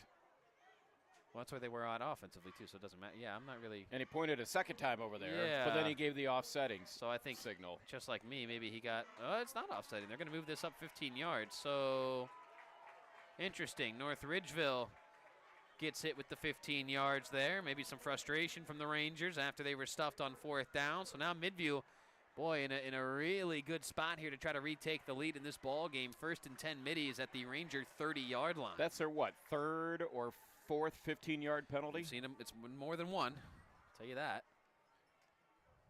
Tom Evans sneaking in a text letting us know that his Cuyahoga Heights Red Wolves are beating up on my Independence Blue Devils. So tough scene there for Indy. Craig, I do some coaching over there, right? Yes. We talked about that? Okay. Yep, Just want to make sure. Yeah, nice job. Congratulations. I appreciate that. Coaching's great. It's great at any level. So I coached a lot of baseball and basketball over at North Ridgeville when these guys were younger. I look out on that football field, and there's like a dozen kids. I counted one time. There's a dozen kids that I coached in one of those sports or both. Yeah, that's always kind of the cool thing about coaching. Question is McMahon gets this carry. He's out across the 30. Picks up a couple of short yards there. So you probably look out there and still see him as the 10, 11, 12-year-olds, whatever they were when you were coaching them, right? I mean, and now they're, young men out there. Right, yeah. You have memories of that, and you have memories of your good times and memories of your not-so-good times as well. Those ones seem to stick for whatever reason. What's great about it is they're still involved in sports. You didn't run them away. There you go. That's the name of the game right there. Keep them out there. Keep them playing. McMahon, he's going to get wrestled down, and I do mean wrestled. That was that the full Nelson, the half Nelson, the father Nelson? Who's really to say over there? That might have been the Ricky Nelson. Oh, there you go. How long can we keep this up? Right. I don't think anybody wants to find out, so we'll put a stop to it while we're ahead. But that was a nice tackle there, North Ridgeville defensively. Again, the tone was set tonight from that opening kickoff where a Middie on the return was shoved into his own water cooler here by the North Ridgeville kicker, and it's been game on since then. And that was Brian Strippy who came up there and tried to apply the Cobra Clutch on that tackle. Shea Williams in the shotgun here, dumps it off to McMahon on the screen play, and he just doesn't have a whole lot there. The blocking just didn't develop out in front. That was number 25 there for North Ridgeville, Nolan Gill. We've said his name a bunch here tonight. That was a good play there from Gill. Now it's 4th down. Ryan Anderson, also a fellow inside linebacker over there with an assist. So what do you got here? If you're Midview on 4th and 8. Offensive coordinator Seamus Higley, as he would probably joke, this is why we get paid the big bucks. And well, you have to go. You have to go for it, right? I mean, you're out of field goal range, so you have to go for it. We're down to 7:45 and counting here on this 4th quarter clock. Williams in the shotgun, awaits the snap, gets it. He's going to roll to his right. Williams now looking backside, floats one out, and it's intercepted. He didn't see the safety converge. That is Strippy, Brian Strippy, with the interception, returns it to his own 32-yard line, and what a big play there for the North Ridgeville defense. Zach Wallace on the post route had a step on his man, but Strippy, he read it all the way from that safety spot, just cut right in front of that pass off the arm of Shea Williams and intercepts that. A huge turnover there for the North Ridgeville defense. Yeah, I think I mentioned in our pregame that Strippy is one of the guys on defense you want to keep your eye on. He always seems to be around the football, and I believe that is his 3rd interception of the season. Second I'd have to tonight. look that up. Okay, so if that's his 2nd tonight, let's see. Where is he at on my stat sheet? That's 4. That's 4 on the season for him. 4 I on had the him at season. 2 coming into tonight. You add 2 to that. And we joke about our Akron math issues, my friend, but I can do 2 plus 2, 4 for Brian Strippy on the season. Now the Rangers go back to work offensively. Bartell gets this carry, bounces it right side, and muscles his way out to the 35-yard line. A gain of about 2 there for Luke Bartell. So Zach Barnhart still not back into the ball game. I have a feeling we may not see him back, as again, as Craig alluded to, he was walking off the field after that injury earlier this quarter with a significant limp. So hopefully he's A-okay for future weeks, but I'm doubtful that we see him back in the ball game here tonight. Pistol set here for Cole Miller, 4 wide receivers. Bartell in the backfield. He'll Ball's keep on it the himself. ground. Well, Miller balls out. Who's got it? Midview's pointing their way, and they got it. Oh, wow. Cole Miller coughs up the football on the read option. That's the danger with that, Craig. Yes. You kind of play the handsies with your running back, thinking you take it, I'm going to keep it, you take it, I'm going to keep it. And, well, nobody kept it. Midview has it. And the Middies get the possession right back with less than 7 minutes to play. So, man, Strippy gets a huge interception for the Ranger defense. You're thinking if North Ridgeville can, work their way downfield, a nice long scoring drive, they may be able to put this one to bed. But here comes Midview forcing a turnover right back. Boy, what an opportunity here for the Middies. They, like you said, get the ball right back. Good field position. 1st down at 10, 6:56 to go with the ball on the Rangers' 36-yard line. And man, what a mistake, an unfortunate mistake for the North Ridgeville Rangers. Boy, there's just so many layers and levels to how this game has unfolded here tonight. What a ball game we've been treated to. Just a real good one here in the SWC here in Week 6. You can tell these two sides want it. McMahon carries it. He'll bounce it left side on the cutback. McMahon across the 30, still running out across the 25, and he gets brought down there. Nice gain there for Marcus McMahon. Brian Strippy, the man to stop him from going any further, but not before McMahon, I think, picked up the 1st down. Yes, he did. 1st down, Middies. Well, I tell you what, I'm just kind of looking ahead with 6:45 left to go in the ball game. And remembering what happened here last year between these two teams after the game was over, if Midview comes away with a win, this place is going to erupt. Yeah, I would certainly say so, as McMahon carries this one right back up the middle, picks up maybe 3 yards there, so a nice gain there for McMahon. Out to the 21-yard line, just shy of the 20. It'll be 2nd and about 7 now here for Midview. Which, by the way, we haven't mentioned, but maybe our viewers can see it online on the YouTube channel. We have a packed house. I mean, the Ridgeville side is packed. The Midview side is packed. They're along the fence line on both sides. So, this is, to say it's a sellout would be an understatement. That's what you want, man. Ohio high school football, nothing quite like it here on a Friday night. McMahon bounces it outside, breaks one tackle. He's still running inside the 10, and he gets chopped down out of bounds inside the 10. So North Ridgeville kind of on their heels defensively. Jaden Williams, the man to bring him down. But Marcus McMahon continuing to run with a purpose here tonight, as he's done so all season, as he's done so his whole career. And he's looking to try to give his Middies the lead once again here late in the 4th. So this is the part of the drive here, Craig, where unfortunately I got to do the old Detroit lean out in front of you. Yeah, it's all right. So, bear with me here. So, Midview has stuck to their bread and butter, right? And that's McMahon. Here. And, it's nothing fancy, but it works. Wouldn't nearly worked again there as McMahon tried to bounce that one off of some would-be tacklers, but the officials blow forward progress dead. My point is that sometimes there's a desire to try to do something different, right? Throw the defense really off by doing something that you haven't done or that they're not expecting. And that's usually when things do go wrong. Midview they haven't given in to that temptation, right? They know what works for them. They know they've got an absolute horse in McMahon. They know their offensive line has had success. So they're just going to keep feeding them the ball, feeding them the ball, feeding them the ball. And that's the right thing to do. So put it in the hands of your best players. And that's true in every sport. Yeah, sometimes it is as simple as that, right? So many coaches today, it feels like they try to get too cute, especially with the analytics. I know you being a baseball guy, you get into, tradition says do this, well, let's just do this. And you're right. I think that's when you kind of get yourself in a little bit of trouble. And I think for both sides tonight, they've done a good job of kind of keeping to their identity, which is extra tough to do in conference rivalries like this because you're not surprising one another, right? This game is like two magicians trying to impress each other, right? And it's just not going to happen. There's nothing you can do to surprise the other one. It's just a matter of your guys against mine. So an extended conversation here from the officials after that play. It would be second down, I think, as the Midview crowd springs to life a little bit here on this near sideline. Oh, yeah, you can start to feel the press box shake a little bit. So North Ridgeville will try to quick sub here for North Ridgeville. Jaden Williams runs sprinting off the field. Boy, that's how you get off the field right there. I'll tell you what, he was motoring to the sideline. That was no jog. That was Luke Miraz checking in. So it is second and goal here for Midview at the Ranger 5. Shea Williams in the shotgun. Man comes in motion. That's McMillan. Williams, he'll turn. He'll give it to McMahon. McMahon up the gut, and he's into the end zone. Touchdown, Midview. Boy, North Ridgeville thought they maybe had him stopped after a short gain, but Marcus McMahon just brushing tacklers off of him left and right. And you see the officials quickly trying to separate the two sides, as I'm sure there was some jibber-jabbering going on after that touchdown run. But McMahon finds pay dirt, and the Middies are back out in front. Well, there you go. I mean, he's just done it all night, and he's done it all season. What's the old saying? You dance with the girl that brought you? Maybe I've got that a little dance with the girl you brought. I don't know, Jared. Something like that. Yeah.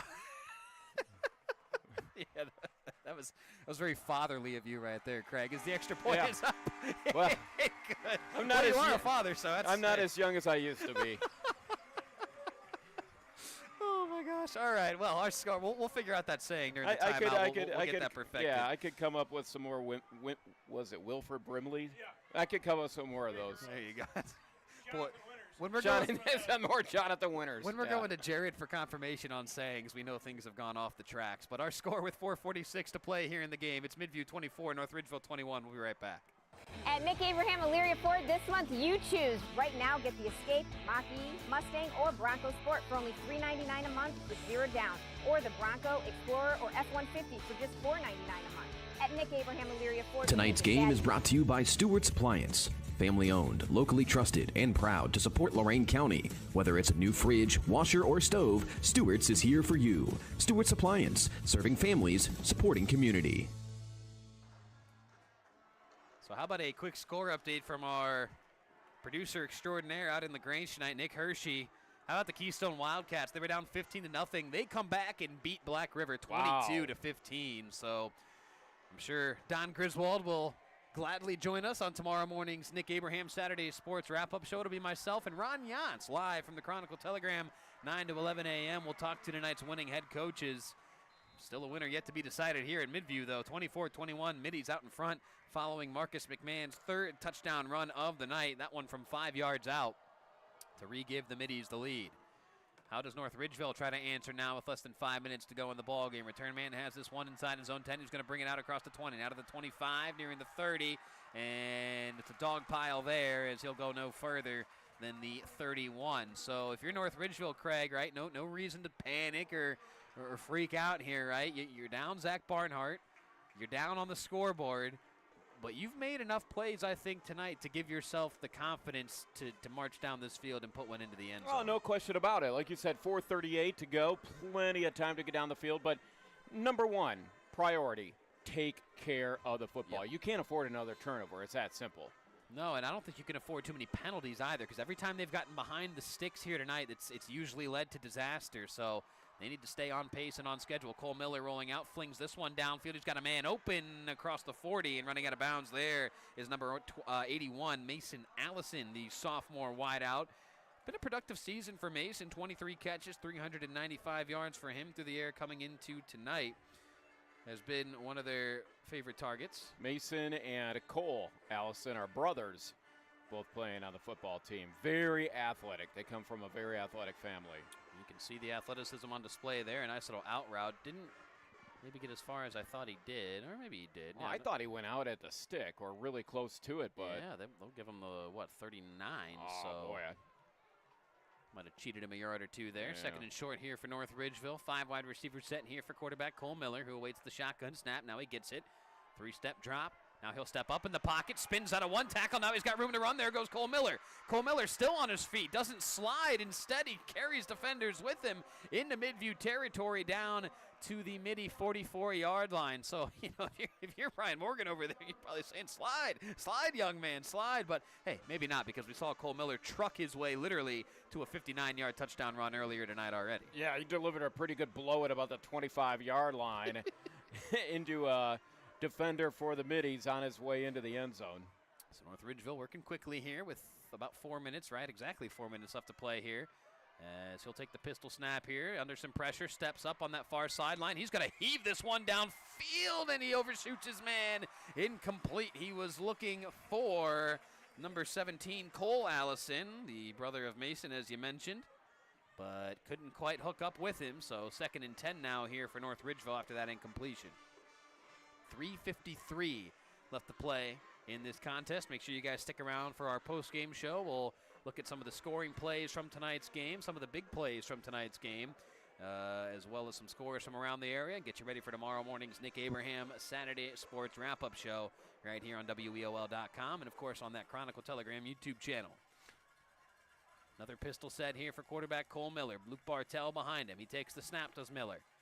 Looking, still looking, fires, and nearly intercepted. It was late on that comeback route. Defensive back for Midview was all over it. That was number 17, Demir Gray, the sophomore. You know, Rocco, I was about to say before the snap, they still have time to run the football. They have Plenty 3 of time. timeouts and plenty of time on the scoreboard. They have time to run the football. You don't have to pass on every down. And that's what they're doing here, though, is they haven't necessarily thrown it every down, right? We've seen Cole Miller take off. But right, and if you're the Rangers, I think I'd like to see Miller take off with the football more often instead of trying to sneak passes into places that maybe it's not going to fit.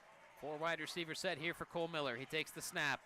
Pocket collapsing. He's going to step up, and he runs right into a wall of defenders. Ball's out. Midview's got it. And yes, they do. Middies football. Another turnover by North Ridgeville. Craig, you said it. That's the one thing they could not afford to have happen here in this drive, and that's exactly what goes wrong for North Ridgeville. Cole Miller trying to escape the pressure. He gets blasted right near that 45-yard line. He coughs up the football. Midview pounces on it, and the Middies have a chance to put this one on ice. Well, and the fans here right below us just went absolutely crazy, as they should. They're watching their Middies, I don't want to say win the football game, but they are winning the football game right now. Yeah. And you know what? Unless they turn the ball over, it looks like they are going to pick up a win here at home against a good SWC opponent. Second fumble of this fourth quarter by North Ridgeville quarterback Cole Miller. And you almost got a feel for him a bit. I mean, just such a dynamic player for North Ridgeville, being asked to do a lot tonight, especially here in the fourth quarter without Barnhart.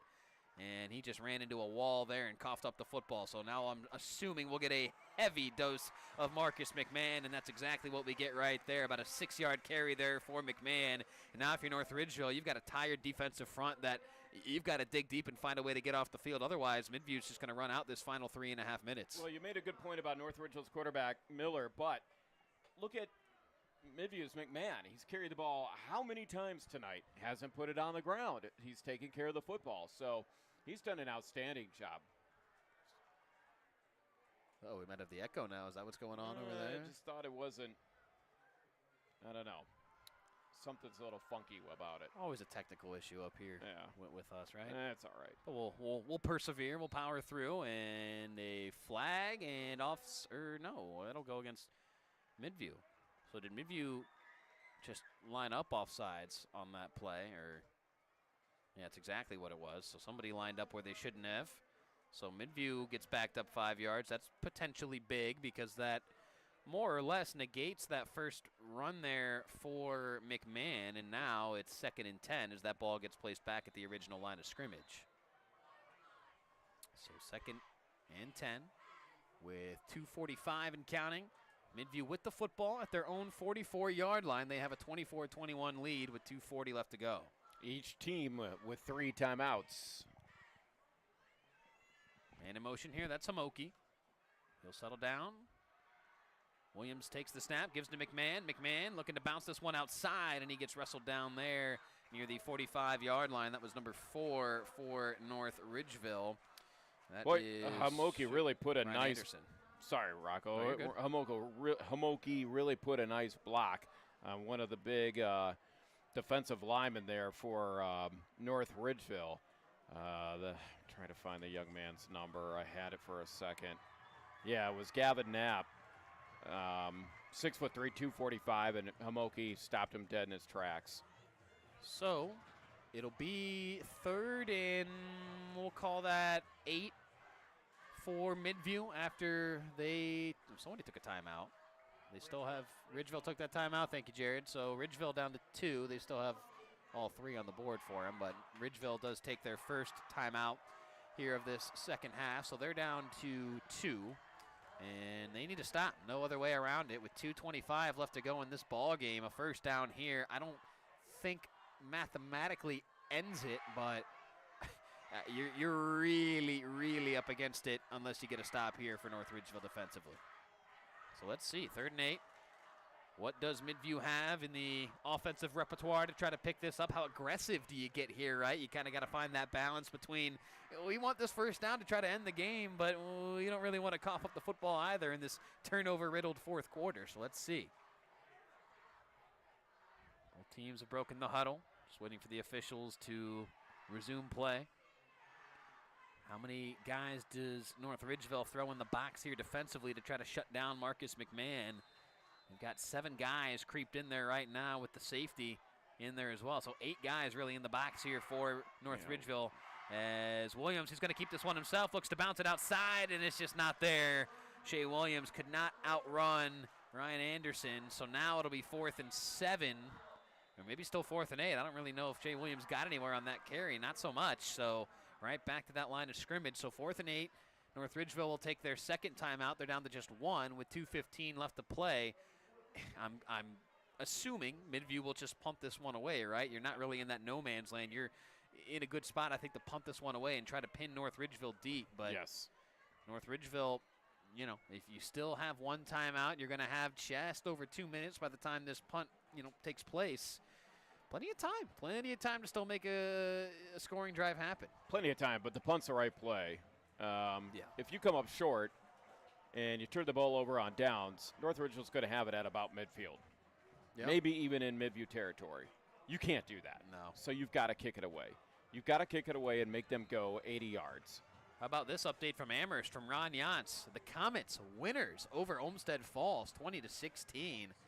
That's a really nice win for head coach Tom Thome and his guys. That was like a 30-point game last year at Olmsted Falls. I know I was there with Pelt, actually, as the Bulldogs took it to the Comets that evening. But the Comets getting some payback here this time around in 2025. How about Amherst? 20-16 winners tonight over Olmsted Falls. So they do punt this one away. Brennan Newton punted that one, and it's returned here by North Ridgeville. And return man's got room to run out across the 45, and that's where he'll be slowed down near the 46-yard line. That was, I think, number 2, right? Carter Clark. I should know that by now. We've called his name about 1.5 million times here tonight. Carter Clark, a nice return, though. So he kind of joked, Craig, if you don't punt this, you turn it over. North Ridgeville's already near midfield. Right. When you look up, they're already at, their own 46-yard line. Yeah, so. that was a net difference of what, 10 yards? Maybe, not even. Right? Yeah, I mean. So, yeah, I mean. You got to play D if you're Midview. Here it is. Here's your chance if you're the Rangers. I mean, you got to get it done right now. You've got great field position. You have time, 1 timeout left.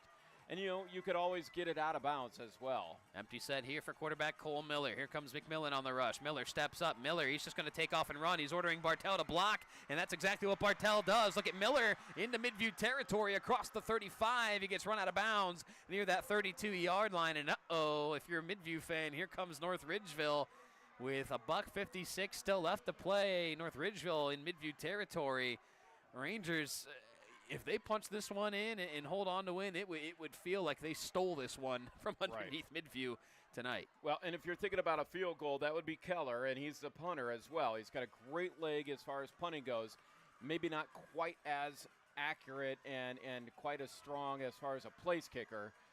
I would say that his max would probably be about the 30-yard line, which would make it a 40-yard.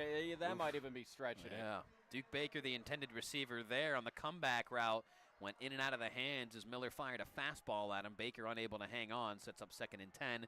We're down to 1:52 left to play in this contest. Midview leading North Ridgeville here at the home of the Middies, 24-21. And here's number 19 for Midview running over to his student section. That's Asat Jetty looking to get his guys fired up here, trying to bring this home sideline to life. You can kind of feel some nervousness here on this home sideline. Miller fires out of the backfield. He's looking for DeShazo, and it's in and out of his hands. And I don't know how much room he would have had to work with anyways. Marcus McMahon was right there closing in on him. Sets up 3rd and 10 now. Well, you have to get some positive yardage here. And you don't have to get all 10, but you probably have to get maybe 5 to 8 yards here. Give yourself a chance to go for it. You'll have maybe 4th and 2, 4th and 3. Definitely doable for the Rangers, but you can't have another throw out of bounds or another incomplete pass. Empty set here for quarterback Cole Miller in the shotgun. 3 wide receivers to his left, 2 to his right. He takes the snap. He's under pressure, steps up. Miller running. He's just going to keep this one himself now. Cole Miller lowers his shoulder right into a would-be tackler, and Cole Miller's got the first down. And was that Braden Hamoki that he just ran over, my friend? No, I don't think it was. That not? I think it's trying this young to get man on the sideline right here. Is that 31? Yes. Here on the sideline is a little shaken up after that. That's Blake Butts who took the wrong side of that leverage there, but a flag against North Ridgeville. Thank you, Jared. Again, I get caught kind of ball watching the end of that play. What do we got? Holding? Is that what that was, Jared? Thank you. So holding against North Ridgeville, and that is potentially backbreaking. As now it'll be 3rd and 20 for North Ridgeville. That ball gets backed up all the way to the Midview 43-yard line. So now I think you really go to that cliche here, Craig. You don't really have the 20-plus yarder plays in your playbook. You got to get some of this back here. Not all of it. You got to get some of it. Yep. And let's see. Will North Ridgeville? No, the officials will take a timeout. You almost wonder if North Ridgeville will take one here at some point, because you figure you give this ball back, it's probably done anyways, right? Again, mathematically, if you still have one timeout, as of now, I think maybe you can still force, a punt if you can get off the field. But ultimately, I think you just need to try to convert here. But right, on 3rd and 20. In my opinion, you keep the timeout. If you're able to convert or not, you might need that timeout. Let's say you got 20 yards to go. Let's say you get 19. You need that timeout to figure out what you're going to do. 3rd and 20 here go for it. for Cole Miller. He steps up in the pocket. He's still under pressure. Cole Miller looking for a guy to get downfield. He throws it up to Bartell, and it's out of bounds. Nearly intercepted. Demir Gray was closing in on it in a hurry, and now it's 4th and 20 here for North Ridgeville. Middies fans are sensing this one. They need one more big defensive play from their guys to head home winners tonight and for North Ridgeville. Well, We throw this term a lot around in sports, but it maybe feels fitting for this situation. Rangers need a miracle here on 4th and 20 at the Midview 42-yard line. 1:32 left to play. Rangers are down 3. Boy, a lot of credit, though, to the Midview Middies. They came to this game ready to go. Let's see how many they send here at Cole Miller and how many they drop out. They only got 3 down linemen. Homoki creeping up there towards the line of scrimmage. He'll back out, so they'll send 3. Miller steps up under a little bit of pressure. Miller just has to let it fly. He does, and this one is caught. This ball is caught at the 2-yard line. It's Dylan DeShazo. Dylan DeShazo, my goodness gracious. He just fooled the defensive back there. He kept running, put the brakes on, kind of caught it back shoulder, and now North Ridgeville a chance to take the lead inside the 5 with 1:20 left to go. It's Holy it's like deja vu over and over and over again. It's great. I mean, it's almost as, again, Miller rolling out, Miller on the run, throwing off balance to an open DeShazo. And give DeShazo credit. He found an open spot. Give Miller credit. He found him. And then DeShazo was able to corral that ball. I mean, it was close to dropping incomplete, but he was able to get his hands under it and cradle it on the less than 1-yard line. Miller gives to Bartell. Bartell looking for the end zone, and he's not going to get there. He gets stuffed right at that line of scrimmage, and let's see what North Ridgeville does here. Clock's ticking, and I think they're going to take a timeout. Yes, they will. So North Ridgeville will take their 3rd and final timeout with 42 seconds left to go here in this contest. We'll keep it right here on our WEOL.com and Chronicle Telegram YouTube channel game of the week, and it has lived up to that here at Midview. Middies clinging, and I do mean clinging, to a 3-point lead, 24-21, but on 4th and 20, if you just missed it, Cole Miller finding Dylan DeShazo inside the 5. I think he caught it at about the 2, but I mean, you're throwing into a sea of black jerseys, true double coverage, and DeShazo somehow, some way, contorts himself to sort of catch that one back shoulder, and now North Ridgeville has a chance to steal this one here at the end. Yeah, so now if you're the Rangers, what do you do offensively? You don't have a whole lot of time to work with. It's 2nd down and goal. You're at the 3-yard line. I think you're going to try to punch it in, of course, on the ground, but you're out of timeouts. So if that happens, you got to get back up to the line quickly, and you're over here on the sideline right now, probably with your next 2 or 3 plays, right? I mean, the coach is going to load you up with those plays because the timeouts are all spent. Wouldn't be surprised to see a little loft out here to Duke Baker on the right-hand side. He's been quiet tonight. 6'2", he has good hands. But that would certainly live up to the frame you want to go to. Miller instead is going to keep it himself. Miller into the end zone, touchdown North Ridgeville. Cole Miller kept it himself off the left side of that offensive line. He got the blocking he needed. Gavin Knepp, Steven Spears helping pave the way for him. And Cole Miller has given North Ridgeville the lead, 27-24 with 39 seconds left to go in this contest. My, oh my, Cole Miller, maybe the hero of the night, delivers to Dylan DeShazo on 4th and forever. Finds the end zone with 39 seconds left to play in North Ridgeville. Trying to steal this one here on the road. Extra point attempt is up and good. And with 39 seconds left to play, our new score, it's North Ridgeville 28, Midview 24. We'll be right back here on our WEOL.com and Chronicle Telegram YouTube channel game of the week. At Mick Abraham Elyria Ford this month, you choose. Right now, get the Escape, Mach-E, Mustang, or Bronco Sport for only $399 a month with 0 down. Or the Bronco, Explorer, or F-150 for just $499 a month. At Mick Abraham Elyria Ford, we make it that easy. Tonight's game is brought to you by Stewart's Appliance. Family owned, locally trusted, and proud to support Lorain County. Whether it's a new fridge, washer, or stove, Stewart's is here for you. Stewart's Appliance, serving families, supporting community. So Cole Miller finding the end zone from 3 yards out with 39 seconds left to play in this contest. North Ridgeville has taken a 28-24 lead on the road here at Midview.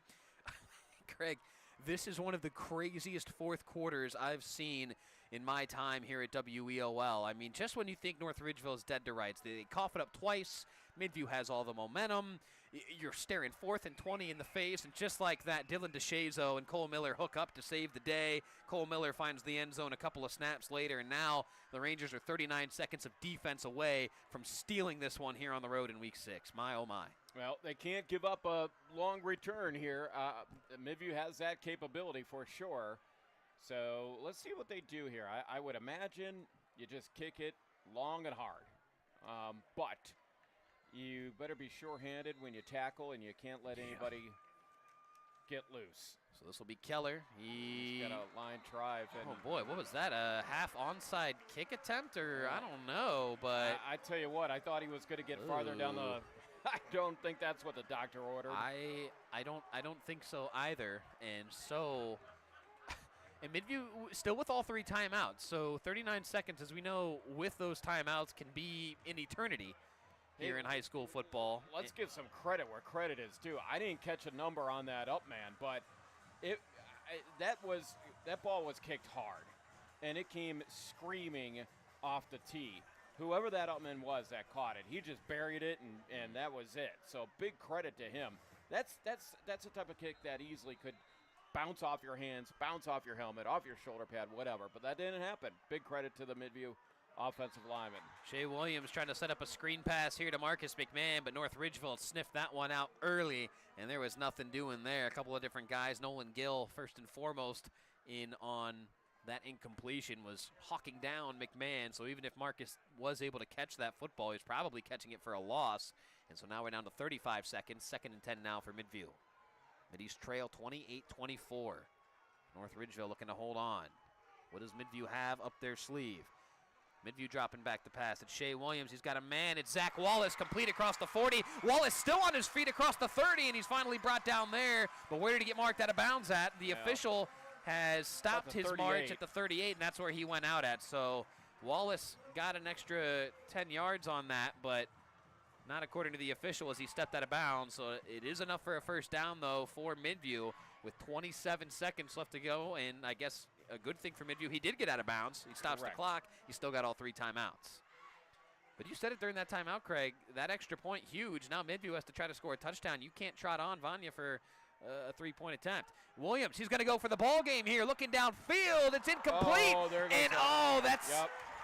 that is a silly penalty committed there by North Ridgeville. That ball had no chance of being completed to Zach Wallace, and instead it's 24, Javon Harris, the sophomore for North Ridgeville. It's just an underclassman mistake there, Craig. You didn't need it. You didn't need to hit him. That ball was going out of bounds, and you lay the lumber. The officials throw the flag. They're going to talk about it. Let's see if it stands. But that is huge if that penalty stands against the North Ridgeville secondary. I tell you what, and he made a mistake earlier in the game. That was a mental mistake, and that's the second one this ball game. And both these mistakes have been extremely costly. And they're going to... Personal foul. Yeah. That's another one. So, so that's not even pass interference. That is personal foul. You know, a hit against the defenseless receiver there. 15-yarder. Man, so this... this is going to get interesting here in 21 seconds. I'm going to have to stand up as the Midview crowd stands up as well. That is just kick my bad chair out football. Here. Holy moly. 21 seconds left to go in this contest. What can Midview do here to try to find the end zone and steal this one here at home? Midview, they'll hand off to McMahon. McMahon, room up the middle. McMahon still on his feet inside the 15, near the 10, and a late flag comes out. Let's see what the flag is. Are they going to hit holding? No, it's a face mask. They're going to call face mask against North Ridgeville. So Midview is going to just be that much closer to the end zone here with 15 seconds left to go in the contest. And it all started with that kick that we couldn't quite understand. We couldn't quite explain, but the kick that was fielded right at the 50-yard line. That's, man. Right? I mean, that pretty much, because... Wouldn't you think that you would maybe kick it all the way down as far as you can? Or at least if you're going to do that, maybe you... a little bit to the right, a little bit to the left, try to find a lane. But it was right at him, and all he had to do was fall on it. And big credit to him because it could have bounced off him, like I said, but it was right at him. He put his big bare arms around it and fell to the ground. That's perfect. I think the coverage has been fine outside of that opening kickoff, right, where you had the late hit out of bounds and everything, and now Midview will take one of their 3 timeouts, probably the right move with 15 seconds left to go. Just make sure you got everything on the same page, maybe script a play or two here depending on how things go down, but you've got 1st and goal at the 5. Midview is 5 yards away, and I've said this about 10 times already, but it's what it feels like. Each side is feeling like they're going to steal this one from the other, right? North Ridgeville felt like that touchdown, it was going to steal the victory here from Midview, considering how this game had gone. And now Midview, you know, they were dead to rights all of a sudden after that play. Next thing you know, like you say, Craig, you're getting starting field position right at midfield. You get some penalties to go your way downfield, and now you're in position to steal it right back from North Ridgeville. It doesn't get much better than this on a Friday night in the SWC, my friend. No, it's been a great ball game, and I tell you what, there's talk about a great matchup. Back and forth, back and forth, back and forth, back and forth. 15 seconds, here we go. Shea Williams and friends break the huddle. Does North Ridgeville have a stand left in them, or does Midview have a score? 15 seconds to decide, and there's going to be a false start on the left side of the offensive line. That's Leo Swarinski.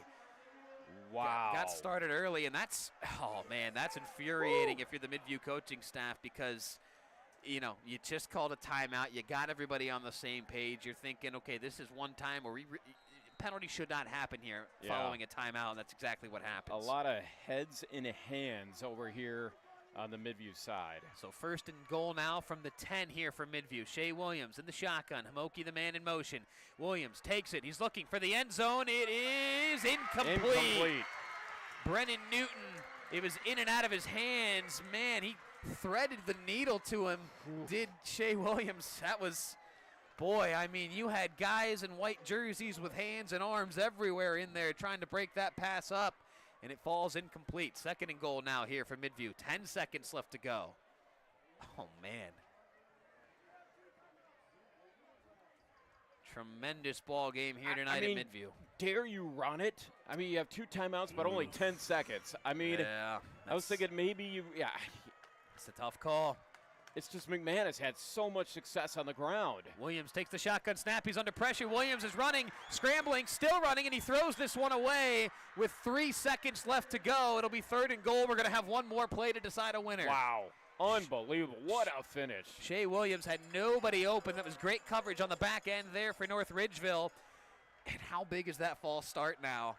Because you got to go 10 yards to find the end zone to try to win this, and head coach Jack Armstrong, rightfully so, he's going to take one of his final 2 timeouts. So he's going to leave one on the board that maybe he regrets leaving on the board. I don't know, but man, oh man, 28-24, North Ridgeville leading Midview with 3 seconds left to go. It's 3rd and goal for the Middies at the Ranger 10-yard line.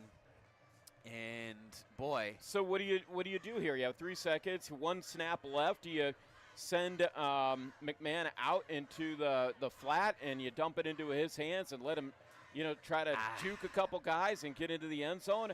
You can't run him right up the middle, obviously. I'm a firm believer, Craig.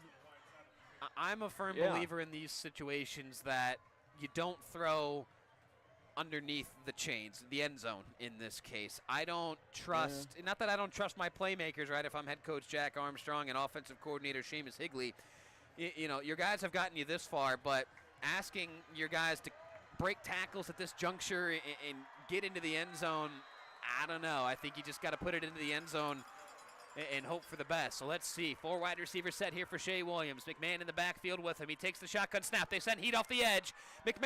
Williams floats it up towards the end zone. It's caught, but it's out of bounds. He's shy, and North Ridgeville is going to win this one here tonight. 28-24, your final score. North Ridgeville comes here to Grafton, and they knock off the Middies in this Lorain County rivalry. Heartbreak here on this home sideline for the Middies. Celebration on the opposite side for North Ridgeville. Monster defensive stand there for the Rangers, as they're going to send these Middies fans home heartbroken. What an effort tonight here for North Ridgeville. They knock off Midview 28-24. An incredible victory here for North Ridgeville, as boy, you don't get better played ball games here in the SWC than what we just saw right there. Oh, man. And the celebration certainly on for North Ridgeville. You can tell those kids are going to soak that one up, rightfully so, as good signs of respect here in the handshake line between the two sides.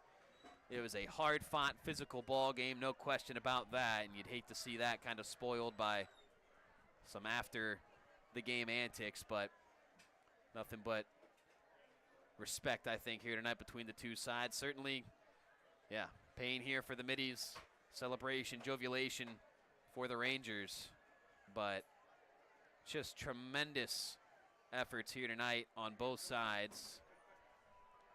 As Jared Kozar joins me on headset, Craig Couch bolted toward the field there. A couple of things to take care of in the stands for Craig Couch right now. A little bit of crowd control.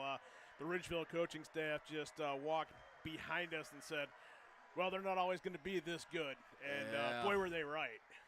Man, oh man, that is, I mean, you do not get football games that much more entertaining than what we just saw here tonight.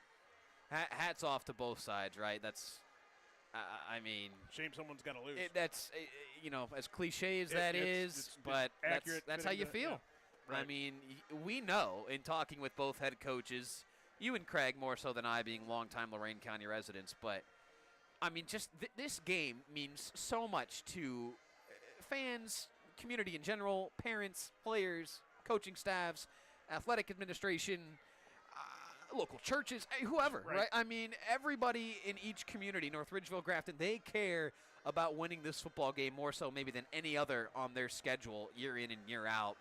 And it's like you said, somebody's got to win, somebody's got to lose, and this is the result, right? One side, sheer jovialation, sheer excitement that's going to last, I'm sure, until Monday morning when they're back in school, and just utter disappointment here on the other. And homecoming for Midview, too. It's a brilliant weekend here weather-wise throughout our area, and just tough. But, you know, going back, you mentioned Craig and I sort of the senior statesman in terms of being around this area. Of course, Pelt certainly knows a lot about this ball game, and also just these two schools have been in different conferences. This used to be a Week 10 game. You know, you go to the SWC for a long time. It was we're going to get a flag planting. We are going to get it. You getting this flag plant here at midfield? No. Maybe Cole Miller still has that flag. He's maybe going to get his Baker Mayfield on there. I think the Ridgeville coaching staff was wise to put a stop to that before it happened. Oh man, this is just what makes the game of football, especially here at the high school level, so special. It's just so many emotions, so many feelings in games like this, and boy, it just does not get better. I know if you're a Midview fan listening right now, you're probably thinking, "Hey man, stop it! This is not a good feeling for us," and I get that, but man, it just in terms of atmosphere and environment, where again, as we've said, somebody's got to win, somebody's got to lose. It just doesn't get a whole lot better than what we've seen here tonight here at Midview. So, wow, what a ball game. All right, so things to attend to here as we start our post-game show. Again, our final here. It is a Ridgeville winner over Midview, 28-24, the final score. When we come back, we'll take a look at some of the scoring plays and highlights from that contest. See if Gebby trots over here with some stats. I don't think so. He's probably working on his post-game story. But nonetheless, we'll talk about the scoring plays. We'll look at some scores from around the area, get you ready for tomorrow morning's wrap-up show, and we'll get you on home here tonight. Again, a final here at Midview. North Ridgeville steals one on the road over the Middies, 28-24. We'll be back with our post-game show here on WEOL.com and on that Chronicle Telegram YouTube channel. At Nick Abraham Elyria Ford this month, you choose. Right now, get the Escape, Mach-E, Mustang, or Bronco Sport for only $399 a month with 0 down. Or the Bronco, Explorer, or F-150 for just $499 a month. At Nick Abraham Elyria Ford, we make it that easy. Hi, Tim Elkhorn, Cavs radio voice. Recently, we had some trees removed. So again, singing the praises of EcoTree Services. In a few hours, EcoTree had removed the unsightly trees, cleaned the debris, and opened the area for a new fence. I can't say enough good things about the people at EcoTree.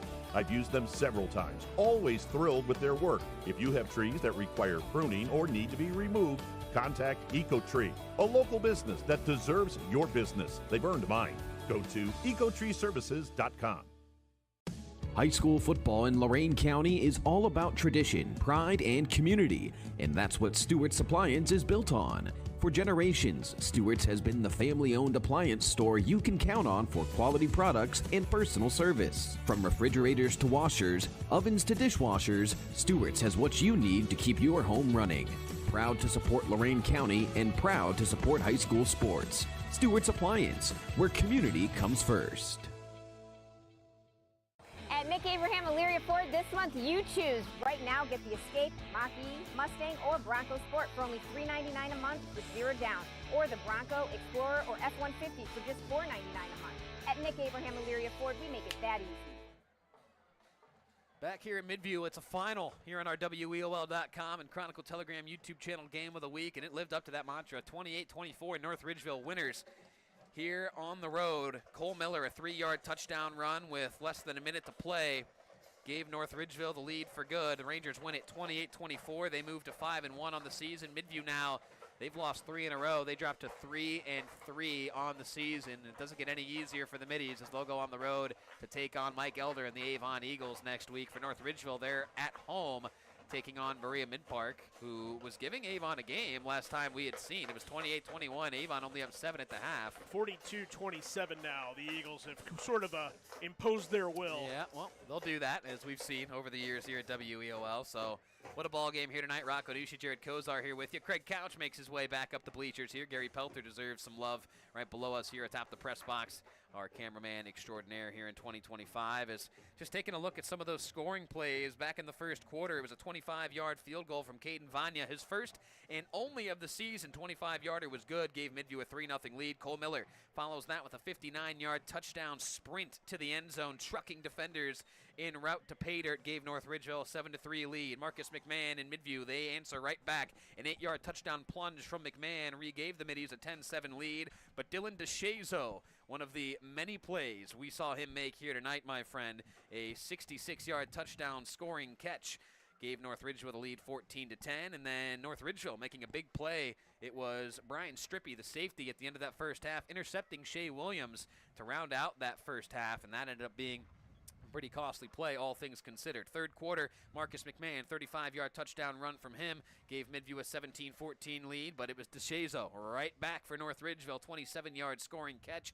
North Ridgeville back out in front 21-17. Williams was picked off again by Strippy later in that fourth quarter as the turnover fest was on. North Ridgeville gave it right back on a Cole Miller fumble. McMahon would capitalize with a 5-yard touchdown run. Midview led 24-21. Cole Miller would fumble again as Midview picks it up. So Midview with less than 5 minutes to play and a 3-point lead, you're thinking, okay, they maybe have this one. You're thinking that even more so as North Ridgeville facing a 4th and 20 with about a minute to play. Cole Miller just heaves one up to who else, Craig? Dylan DeShazo, who catches it at the 2. Cole Miller plunges it in from there on a 3-yard touchdown run, giving North Ridgeville a 28-24 lead. And we saw the defensive stand right there at the tail end of that one. They stand strong despite a serious threat there from Midview. And North Ridgeville hangs on 28-24. And how big was that false start from Leo Swarinsky, the left tackle for Midview? You had it 1st and goal at the 5. You get backed up to the 10, and with less than 30 seconds to play, it's still plenty of time, but yardage, it's just such a premium, especially in the red zone like that. That was potentially the ball game there for Midview.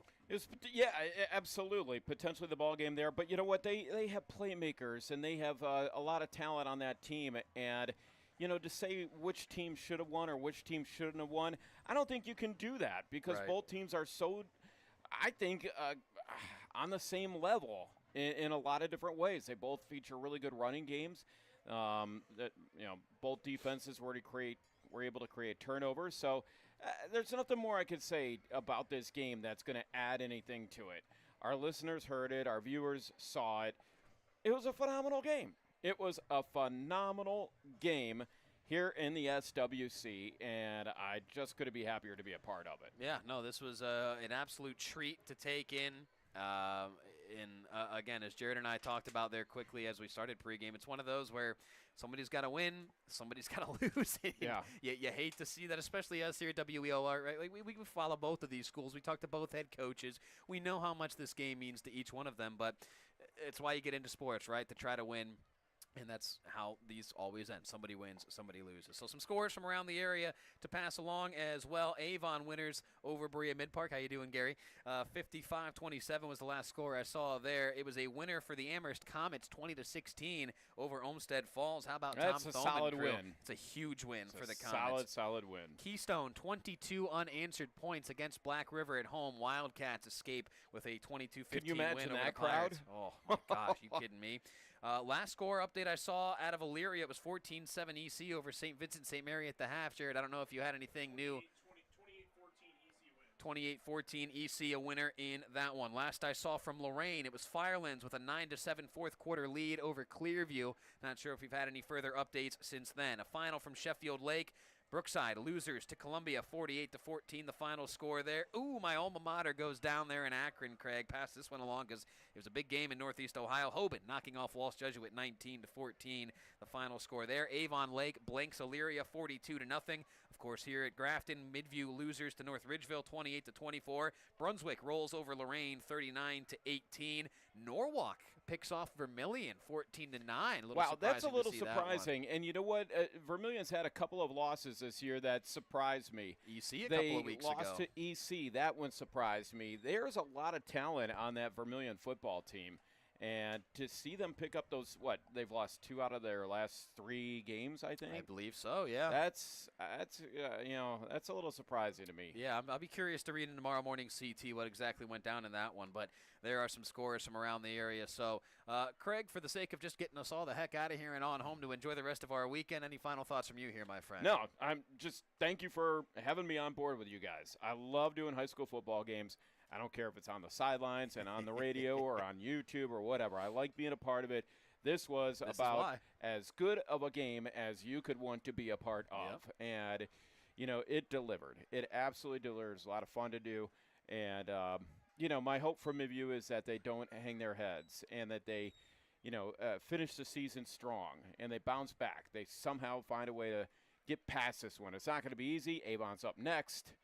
But after that, hopefully – pick up some wins, get into the playoffs. There you go. And roll on. For North Ridgeville, you know what? It's a good win, but they have a lot of stuff that they need to clean up. Sure. Those penalties almost lost them this game. Again, how many 15-yard penalties do they have? I wasn't counting, but at least 4, maybe 5. More than one. That is, you can't do that, right? Right. And so I think they should feel a little lucky in that regard to come out with this win. You do that against, of course, an Avon, you have no chance. You do that against an Oak Falls, you probably don't have any chance of winning. Sure. Even an Avon Lake at Amherst. I mean, just other top SWC teams.